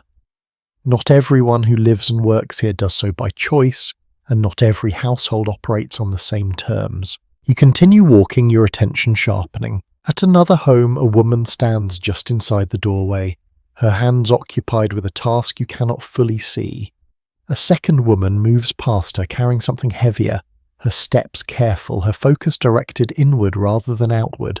Their interaction is brief, efficient. There is no visible conflict, no raised voice. Voim, only a pattern that repeats across different spaces in slightly different forms. You begin to sense it more clearly now. The layers within the city, not all of them visible at first glance. You slow your pace. A carriage passes its movement smoother than the carts you have seen earlier. The figures inside are partially obscured, their clothing finer, their posture more composed. The contrast is not dramatic, but it is present. It lingers. A small but telling observation from personal accounts is how distinctions in status often reveal themselves through posture, through the way people carry themselves, through who moves freely and who remains within certain boundaries. These signals are not always spoken yet, they are widely understood. You pass a narrow side street. There the activity shifts again. A group of individuals moves together, their task coordinated, their attention directed toward a single purpose. They carry items from one place to another, their steps measured, their movements efficient. One of them pauses, briefly adjusting the load in their hands. Another steps forward to assist. The exchange is quick, practiced. Then the motion continues. You watch for a moment longer than you intended, not because anything dramatic is happening, but because the pattern holds your attention. It feels structured, directed, yet not entirely voluntary. Some historians continue to examine the complexity of slavery in northern cities, noting that while it differed in scale and visibility from plantation systems in the South, it remained deeply embedded in urban life. Others point out that forms of indentured servitude also shaped the labour landscape, creating a range of experiences that are not always easy to separate. Standing here, you feel that complexity, not as a clear division, but as a presence, subtle, persistent. You move on. The street carries you forward, but your awareness remains altered. You begin to notice who speaks and who listens, who directs and who responds, who moves with ease and who moves with careful attention. These differences are not announced. They are lived. A curious detail found in some records is that enslaved individuals in cities like Philadelphia sometimes hired out their labour earning small amounts of money under certain conditions. These arrangements could create moments of relative autonomy within a system that remained fundamentally unequal. You consider that as you walk, the idea that even within constraint there are variations, small spaces of movement, limited choices. You pass another doorway. Inside, a man sits at a table, his posture upright, his attention directed towards something laid out before him. Behind him, another figure stands waiting, not idly, but attentively. The difference between them is not explained. It does not need to be. You continue on your steps, steady, your pace unchanged, yet your perception widened. The city feels different now, not less familiar, but more layered. You take a slow breath. The air carries the same elements as before. Smoke, fabric, food, movement. Yet now there is something else within it, an awareness. A recognition that the life you see on the surface is supported by structures that are not always visible, not always acknowledged, yet always present. Some scholars suggest that these contradictions between ideals of liberty and the reality of unfree labour shape the character of the city in lasting ways. They are not easily resolved. They do not disappear simply because they are uncomfortable. You feel that tension now, not as conflict, but as a quiet undercurrent. You pass a child standing near the edge of the street watching the movement around them. Their expression is neutral, their attention steady. For a moment your eyes meet. Then the moment passes, they turn away. You continue forward. The street widens slightly, the flow of people increasing again. The patterns you have begun to notice do not vanish.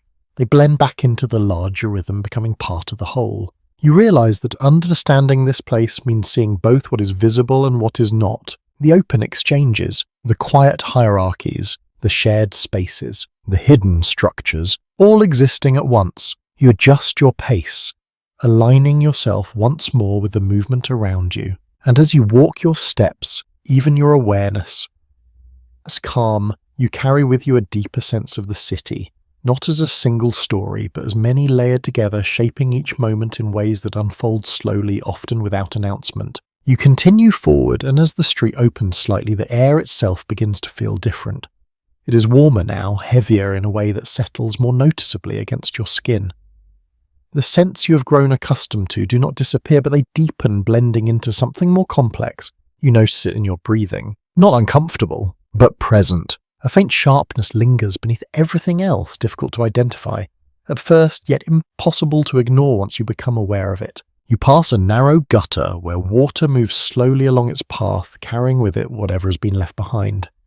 The surface reflects the light in uneven fragments, disturbed by small movements you do not pause to examine closely. You step carefully around it. Your body adjusts without instruction. A widely recognized reality of urban life in the 18th century is the constant presence of disease and uncertainty surrounding health.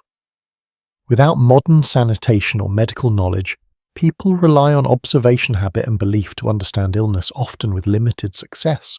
You feel that uncertainty here, not as fear, but as awareness. A door stands open ahead, and from within you hear a low voice, speaking in a measured tone. You slow your pace, your attention drawn toward the sound. Inside, a figure sits beside a bed. Another lies upon it, their form still, their breathing shallow but steady. A cloth rests against their forehead, damp, adjusted from time to time with quiet care. You remain near the doorway, not entering, only observing. The room is dim, the light softened by the position of the window and the arrangement of objects within. The air carries a different scent here, Not the warmth of cooking or the dryness of cloth, but something more subdued, something uncertain. A small but revealing detail from writings of the period is how treatments for illness often relied on methods that today might seem unusual.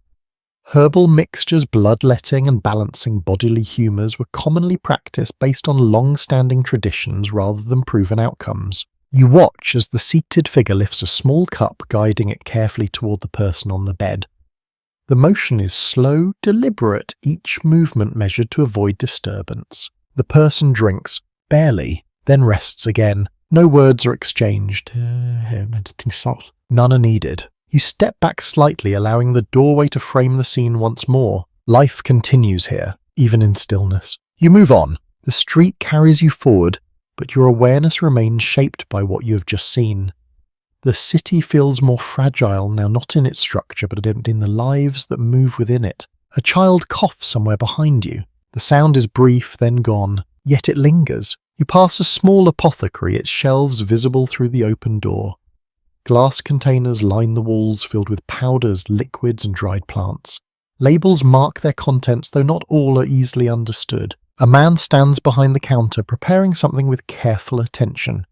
He measures, mixes, adjusts, then sets the result aside before beginning again. There is precision here, but also uncertainty. Some historians continue to examine how medical knowledge evolved during this period, noting that while practitioners sought to understand the body, their explanations often rested on incomplete or incorrect assumptions.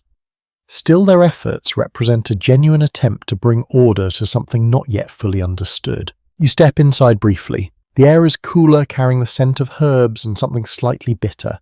It feels different from the rest of the street, more contained, more focused. Or the man does not look up. His attention remains on his work. You watch as he pours a liquid from one container into another, the motion steady, the result uncertain. A curious observation from travellers suggests that visiting an apothecary could be both reassuring and unsettling.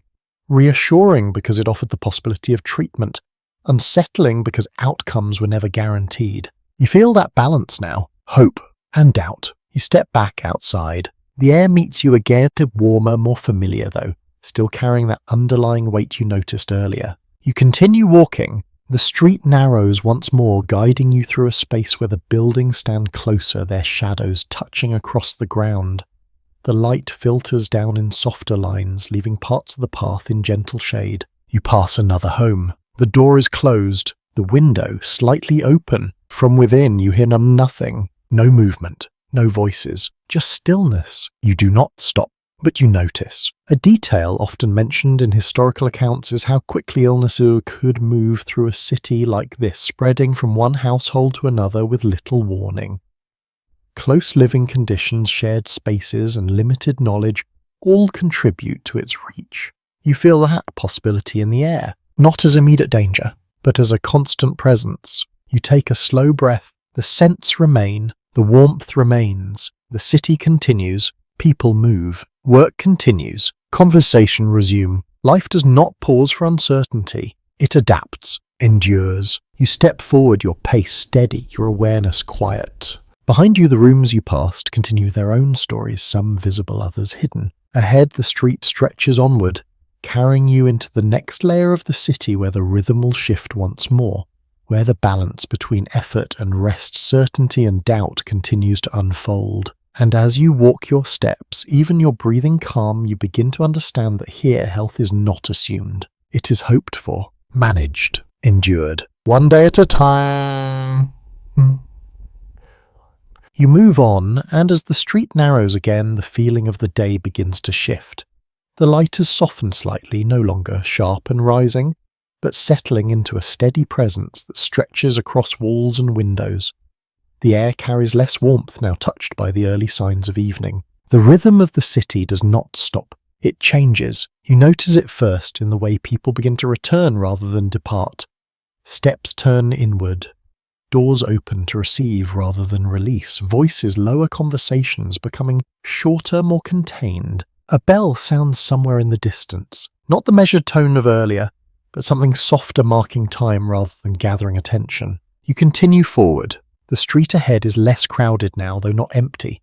Figures pass at intervals, their movements more deliberate, less hurried.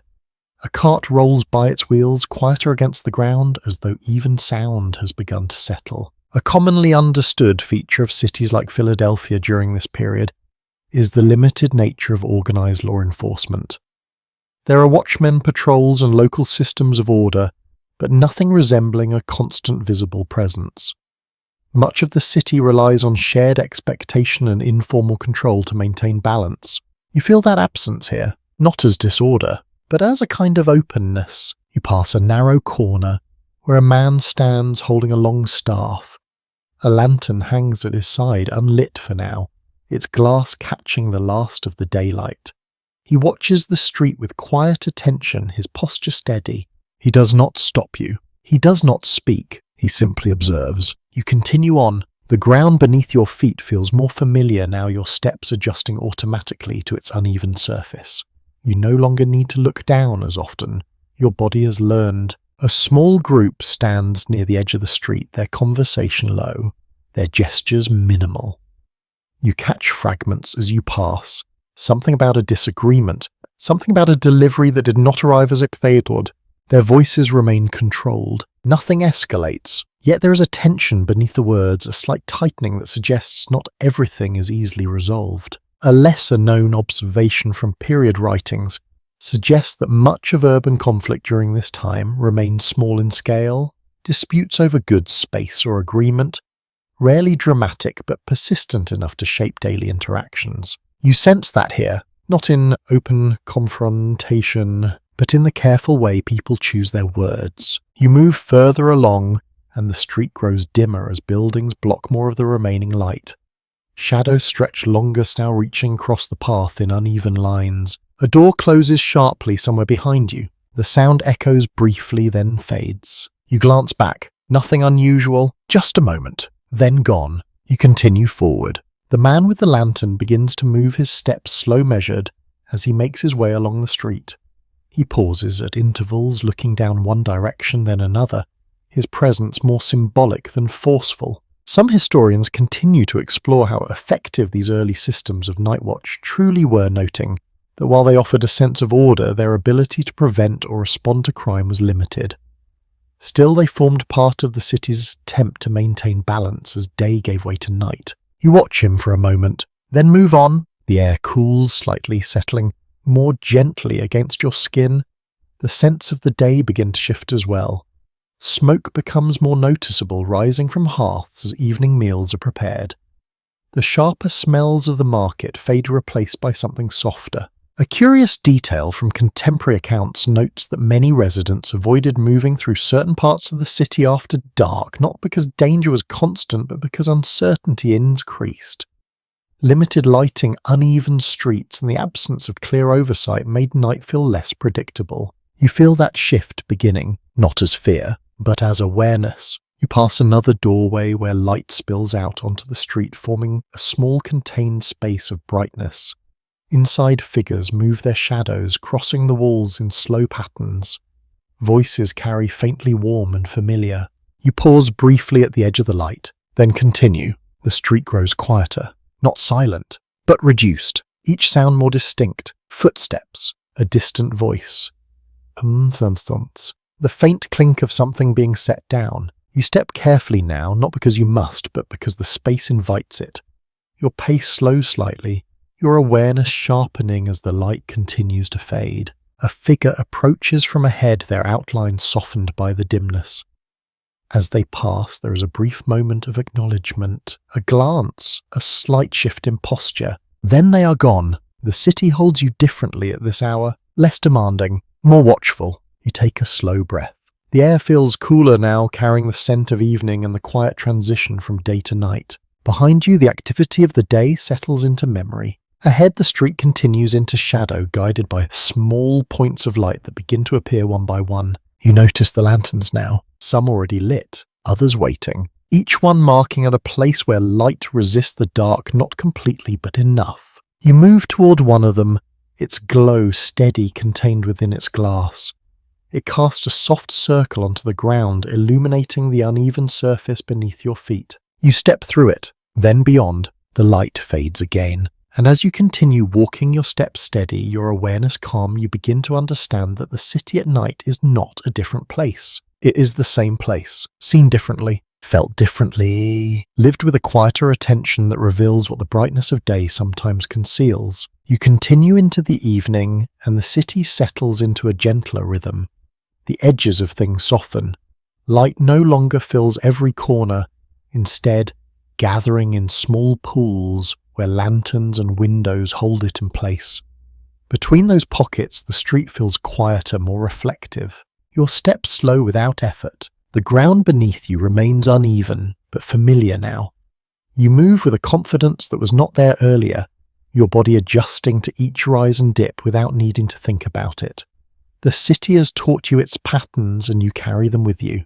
Ahead you notice a small group standing near a doorway. Their posture is composed and their clothing more carefully arranged than many you have passed.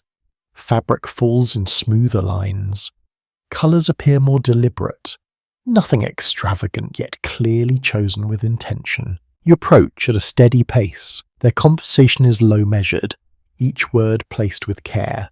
One speaks, the others listen, their expressions attentive. When they respond, it is without interruption, their voices calm, controlled. You pass close enough to hear fragments, references to behaviour, to expectations, to what is proper. You continue on. A widely accepted observation about social life in cities like Philadelphia is that status is often expressed not only through wealth, but through manner. The way a person speaks, stands, dresses, and even pauses can signal their place within the social structure. You begin to notice these signals more clearly now. A man walking toward you carries himself upright, his pace unhurried, his gaze steady. His coat is well fitted, its fabric smooth, its edges clean.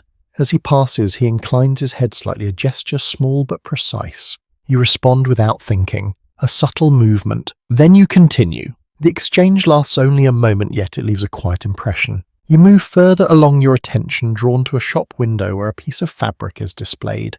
It catches the lantern light, its surface reflecting a softer glow than the rougher materials you saw earlier in the day. You pause briefly. The difference is not dramatic, but it is noticeable. A small but telling detail from accounts of the time is how clothing serves as one of the most visible markers of social distinction.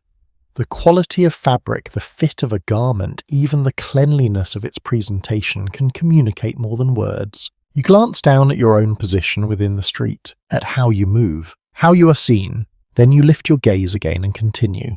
A carriage passes, its motion smooth, its wheels quieter than the carts that dominated the morning. The figures inside are partially visible, their outlines softened by the dim light.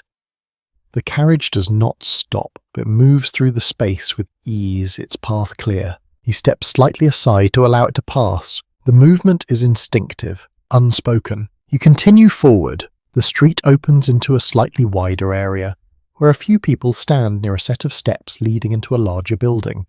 Their posture suggests waiting rather than working.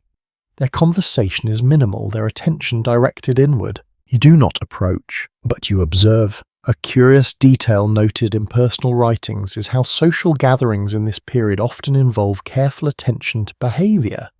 Who speaks first? Who listens? When to respond? These patterns are learned over time, shaping interactions in subtle but consistent ways. You sense that awareness here, in the stillness, in the pauses between words. You move on. The lanterns along the street are now fully lit, their glow steady, casting soft circles of light onto the ground. Between them, the darkness deepens, creating a rhythm of illumination and shadow that guides your steps. You walk through one pool of light, then another. Each one reveals detail, then releases it. Some historians continue to examine how social mobility functioned in cities like Philadelphia, noting that while movement between classes was possible, it was often limited by factors such as family background connections and access to opportunity. These boundaries are not always visible, but they shape the structure of daily life. You feel that structure now, not as a barrier, but as a presence. You pass another pair of figures walking together, their conversation soft, their steps aligned. Their clothing is simple yet clean, their posture relaxed yet attentive. They move with ease. You move with them for a moment, then your paths separate. The city holds many versions of itself at once, each person moving within their own pattern, their own set of expectations, their own understanding of place. You take a slow breath. The air is cooler now, carrying less of the day's warmth and more of the evening's calm.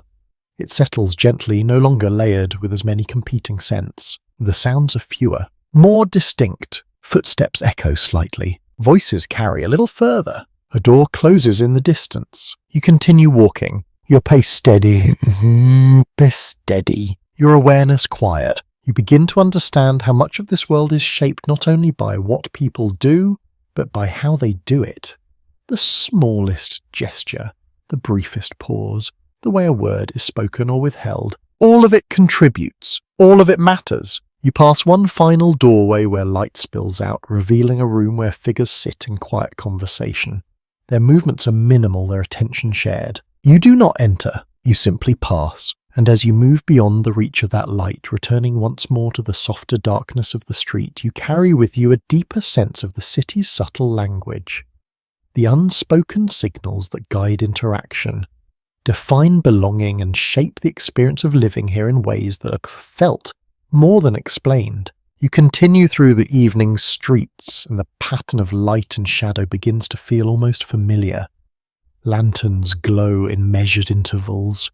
Windows hold small pockets of warmth, and between them the darker stretches invite a slower pace. Your steps remain steady, not hurried, not uncertain. The city feels quieter now, but not asleep. Instead, it has turned inward, its energy gathering in specific places rather than spreading across every street. Ahead you notice a faint but distinct smell. Ink, paper, something dry and slightly sharp that stands apart from the usual scents of food and smoke. You follow it. It leads you to a narrow building where light spills through a window in a steady, focused line. Inside, figures move with a different kind of rhythm, less physical than the labour you've seen before, yet no less purposeful. You step inside. The air is cooler, carrying the scent of paper, ink and wood worn smooth by repeated handling. The space is compact, filled with objects arranged for function rather than display. A large press stands near the centre. Its structure is solid, its surface marked by use. A man works beside it, his movements precise. He adjusts a sheet of paper, aligns it carefully, then lowers the press with controlled force. There is a pause. Then he lifts it again. The paper emerges changed, marked, carrying something that was not there before. A well-documented feature of Philadelphia in this era is its active printing culture. The city is home to numerous printers who produced newspapers, pamphlets and broadsides, contributing to the spread of ideas across the colonies. These printed materials play an increasingly important role in shaping public awareness.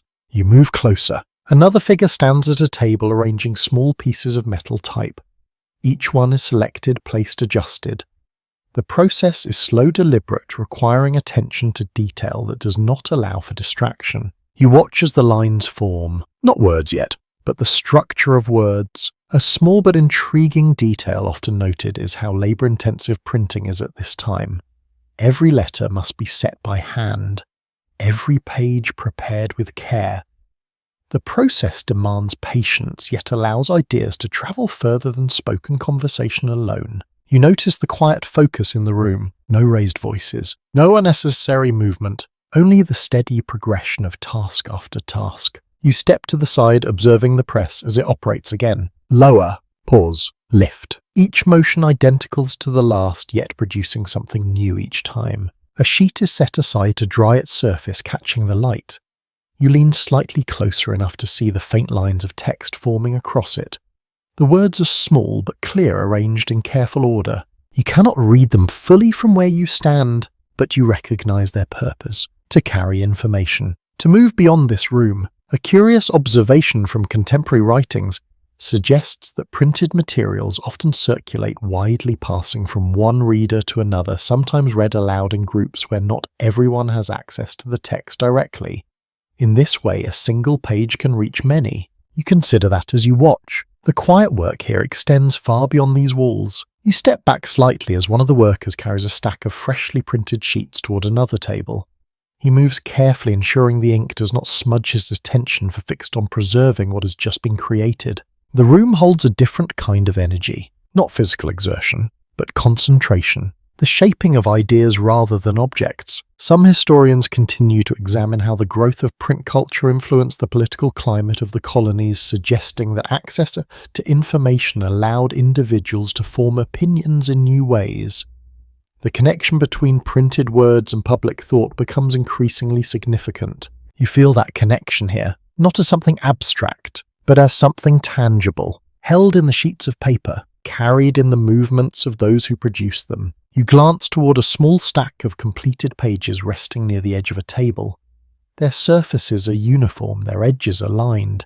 They appear simple, yet they hold the potential to travel far beyond this room. You take a slow breath. The air carries the scent of ink, steady and grounding. You step toward the doorway. Behind you the work continues, unbroken, unannounced. Ahead the street waits its rhythm, softer now, shaped by the evening's calm. You step outside. The lantern light meets you again, warmer after the cool interior. The sounds of the city return, though muted, as if wrapped in the quiet of night. You pause for a moment looking back at the building. Nothing about it stands out from the outside. No sign of what happens within. Yet you know now. The work there does not remain contained. It moves. It spreads. It settles into conversations, into thoughts, into decisions made far from the place where the ink first touched the page. You turn forward once more. The street stretches ahead, guiding you deeper into the evening. And as you walk your steps, even your awareness calm, you carry with you the sense that in this city not all labour is visible in motion. Some of it lives in words, quietly printed, quietly shared, yet capable of shaping everything that follows. You continue along the dim street and the quiet begins to deepen in a way that feels almost intentional. The city has not gone to sleep yet, it has settled into a calmer version of itself. The movements are fewer now, the voices softer, the spaces between sounds longer. Your steps carry you forward steady and unhurried. The lanterns guide your path, each one offering a small circle of light before releasing you back into shadow. You move through them one by one, the rhythm becoming familiar. Light, dark, light again. Ahead, a different sound begins to rise. Not loud, not sudden, but distinct. The steady tread of boots. Measured, coordinated. You slow slightly, your attention drawn toward it. As the figures come into view, you notice their uniformity. Their posture is upright, their movements aligned. They walk together not in conversation but in quiet order. You step aside instinctively. They pass without looking at you. Their presence lingers even after they have moved beyond the reach of the nearest lantern. A widely accepted reality of the early 1770s is the growing presence of British soldiers in colonial cities like Philadelphia. Their role is not constant in every street yet. Their appearance is enough to remind residents of a larger authority that exists beyond the immediate life of the city. You continue walking. The sound of their steps fades, but the impression remains. You pass a small gathering near a doorway, their conversation lower than before, their posture slightly more contained. You catch only fragments as you move by. Words about taxes, about decisions made elsewhere, about what is fair. The tone is careful, measured, not openly confrontational, yet not entirely at ease. A small but revealing observation from personal writings is how discussions of political matters often remain indirect in public spaces. People speak in suggestion rather than declarations, allowing meaning to form without being fully stated. You sense that here, in the pauses between words, in the way voices lower when certain topics arise. You continue on. The street widens slightly and you find yourself near a larger building, its outline more defined even in the dim light. A few figures stand nearby, their attention directed toward one another, their conversation quiet but focused. You do not approach too closely, but you listen. There is a tension in their words, not loud, not sharp, but present, a careful weighing of ideas that are still forming. Some historians continue to explore how everyday conversations during this period contributed to the gradual shift in colonial attitudes toward British authority. These changes did not happen all at once. They developed slowly through countless small exchanges like the ones you are witnessing now. You feel that gradual shift, not as a single moment, but as a pattern, repeated, carried, Shared. You move on. The air feels cooler now, the warmth of the day fully replaced by the calm of evening. It settles lightly against your skin, bringing with it a sense of stillness that contrasts with the quiet activity around you. A curious detail noted by observers is how printed materials like those you saw earlier often circulate through spaces like these, read aloud, discussed, debated in small groups.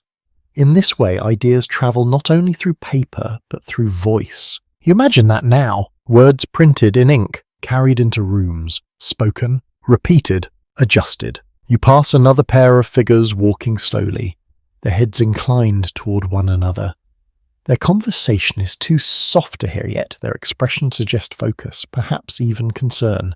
They do not notice you. You do not interrupt. The city continues to hold these moments quietly. You step through another pool of lantern light, your shadow briefly visible on the ground before fading again into darkness. The rhythm of your movement remains steady, unbroken. You begin to notice how the city feels slightly different now than it did earlier in the day. Not just quieter, but more reflective, as though the absence of constant noise allows other things to surface. Thoughts, question, possibilities. Some scholars suggest that this period carries a growing sense of uncertainty as the relationship between the colonies and Britain becomes more strained.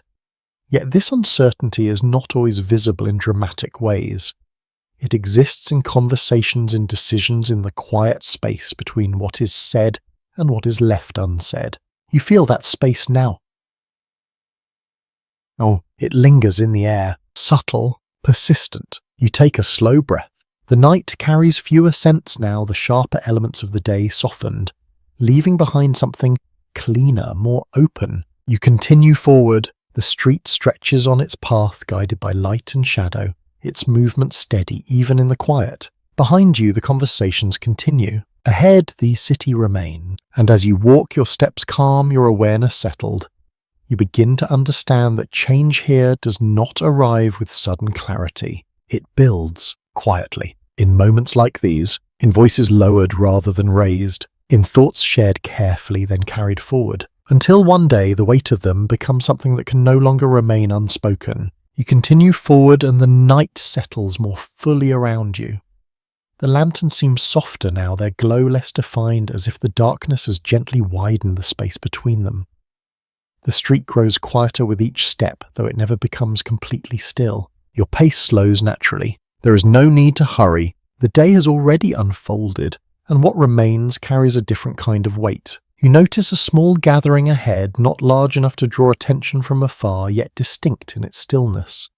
A few figures stand close together, near the edge of the street, their posture more inward, their voices low but steady. You approach at a measured pace, not to interrupt, but to listen. The words reach you in fragments. Tea, ships, refusal. There is no raised voice, no outward display of anger.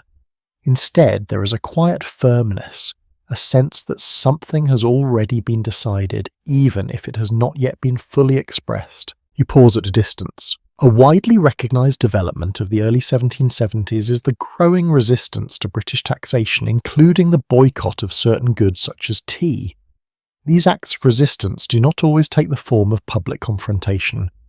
Often they appear in choices made quietly repeated across households, markets and conversations. You hear that quiet resistance here, in the way one figure speaks, in the way another nods without hesitation. Agreement passes between them without the need for emphasis. You remain still for a moment longer, then continue. The street carries you past them, their voices fading into the layered quiet behind you. Yet the feeling remains subtle but persistent, like something that has taken root beneath the surface. You step into another pool of lantern light, your shadow stretching briefly before you, then dissolving again as you move beyond it. Ahead, a door stands open. Inside, a small group sits around a table. The light within is warmer, steadier, holding the space together. Papers are spread across the surface, their edges catching the glow. You slow, not entering, but observing. One figure leans forward, pointing to something on the page. Another listens, their expression focused, their hands resting still. A third sits back, slightly watching, weighing, not yet speaking. The exchange is quiet, deliberate, each word placed with care. A small but telling detail from accounts of the time is how gatherings like these often occur in private spaces where ideas can be discussed more freely. Decisions are not always made in public. They form in rooms like this, shaped by conversation and consideration. You watch as one of them lifts a sheet of paper, holding it closer to the light. The movement is slow, thoughtful, as though the act of reading requires more than just sight. Perhaps it does. You step back slightly, allowing the doorway to frame the scene once more. The conversation continues, uninterrupted. You move on. The street narrows again, guiding you into a quieter stretch where fewer lanterns are lit. The darkness feels deeper here, though not oppressive. It simply holds more space. A curious observation noted in personal writings suggests that acts of resistance during this period often rely on cooperation rather than individual action. Boycotts, agreements, shared decisions. These actions gain strength not from visibility but from repetition. You consider that as you walk, the idea that change can grow in quiet places, in small choices, in moments that might otherwise go unnoticed. You pass a pair of figures standing near a doorway, their conversation nearly silent. One hands something to the other. A small bundle. It is received without comment, then carried inside. No explanation is given. None is needed. You continue forward. The air is cooler now, settling gently around you. The scents of the day have nearly faded, leaving behind something softer, less defined. The city feels at rest, not asleep, but waiting. Some historians continue to explore how these quiet acts of resistance contributed to larger events that would soon follow, suggesting that what appears small in the moment can become significant over time. The connection is not always immediate, but it is real. If you feel that connection now, not as certainty, but as possibility, you step through another stretch of light, your movement steady, your awareness calm. The street ahead opens slightly, revealing a broader view of the city under night. Windows glow faintly. Lanterns mark pathways. The outlines of buildings rise against the darker sky. Everything feels held in balance. Between what has been and what is coming, you take a slow breath. The air is cool, quiet, steady. Behind you, the conversations you passed continue in their own spaces. Ahead, the city remains, carrying within it the weight of decisions not yet fully realized. And as you walk your steps, even your thoughts settling into the rhythm of the night, you begin to sense that this place stands on the edge of something, not loudly, not suddenly, but gradually forming, waiting. You continue walking and the city begins to quiet in a way that feels complete. The lanterns still glow, the occasional voice still carries, but everything has softened into a slower rhythm, one that asks less of you and offers more space to simply exist within it. Your steps grow lighter, not from effort, but from familiarity. The ground beneath you no longer surprises. The turns of the street feel known even if you could not name them. The air, once layered and unfamiliar, now settles easily with each breath. You move toward a wider stretch near the edge of the city where the buildings pull back slightly and the sky opens above you. The darkness is deeper here, yet the stars begin to show faint at first, then clearer as your eyes adjust. You pause. There is no urgency left, only presence. Behind you, Philadelphia continues in its quiet way. Doors close, fires dim, voices fade into private spaces. The day does not end all at once, it dissolves gradually into rest. A widely accepted understanding of this moment in history is that the city stands at a threshold. In just a few years, events here will shape the course of a nation, though for now, those possibilities remain unseen, carried only in small conversations, in printed pages, in choices made quietly. You feel that sense of standing on the edge, not as tension, but as awareness. You step forward again, your pace unhurried, your movement guided more by feeling than direction.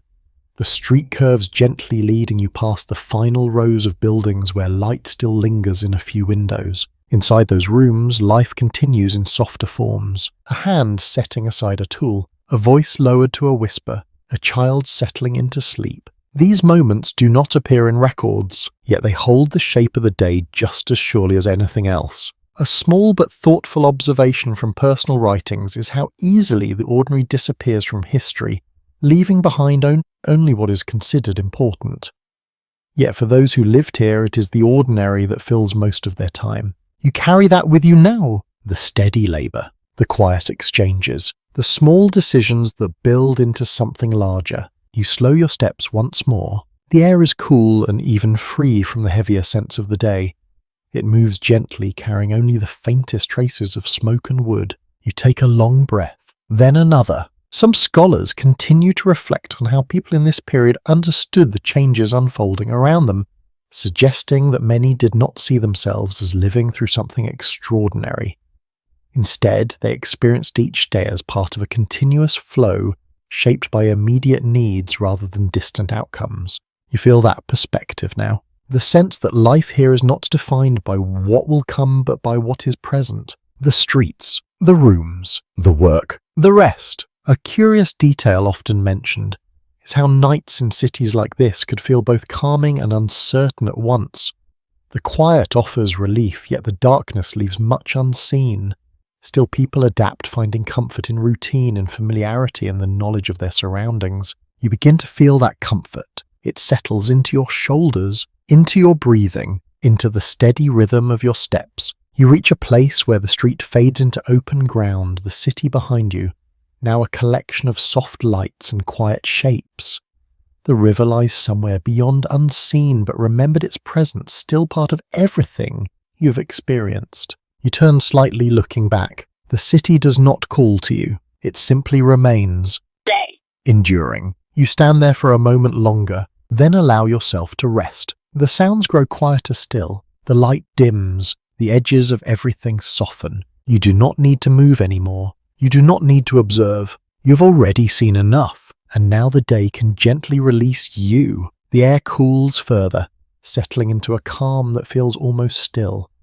Your breathing slows, matching the quiet around you. The thoughts that carried you through the streets begin to fade, replaced by something softer, less defined. The city behind you becomes a distant presence. Not gone, but resting. You remain where you are, your body still, your awareness drifting. There is nothing more required, nothing more expected, only this moment held gently in the quiet of the night. You let your eyes close, the sounds fade further, the light dims completely, and in that calm, steady silence you allow yourself to rest. Sweet dream.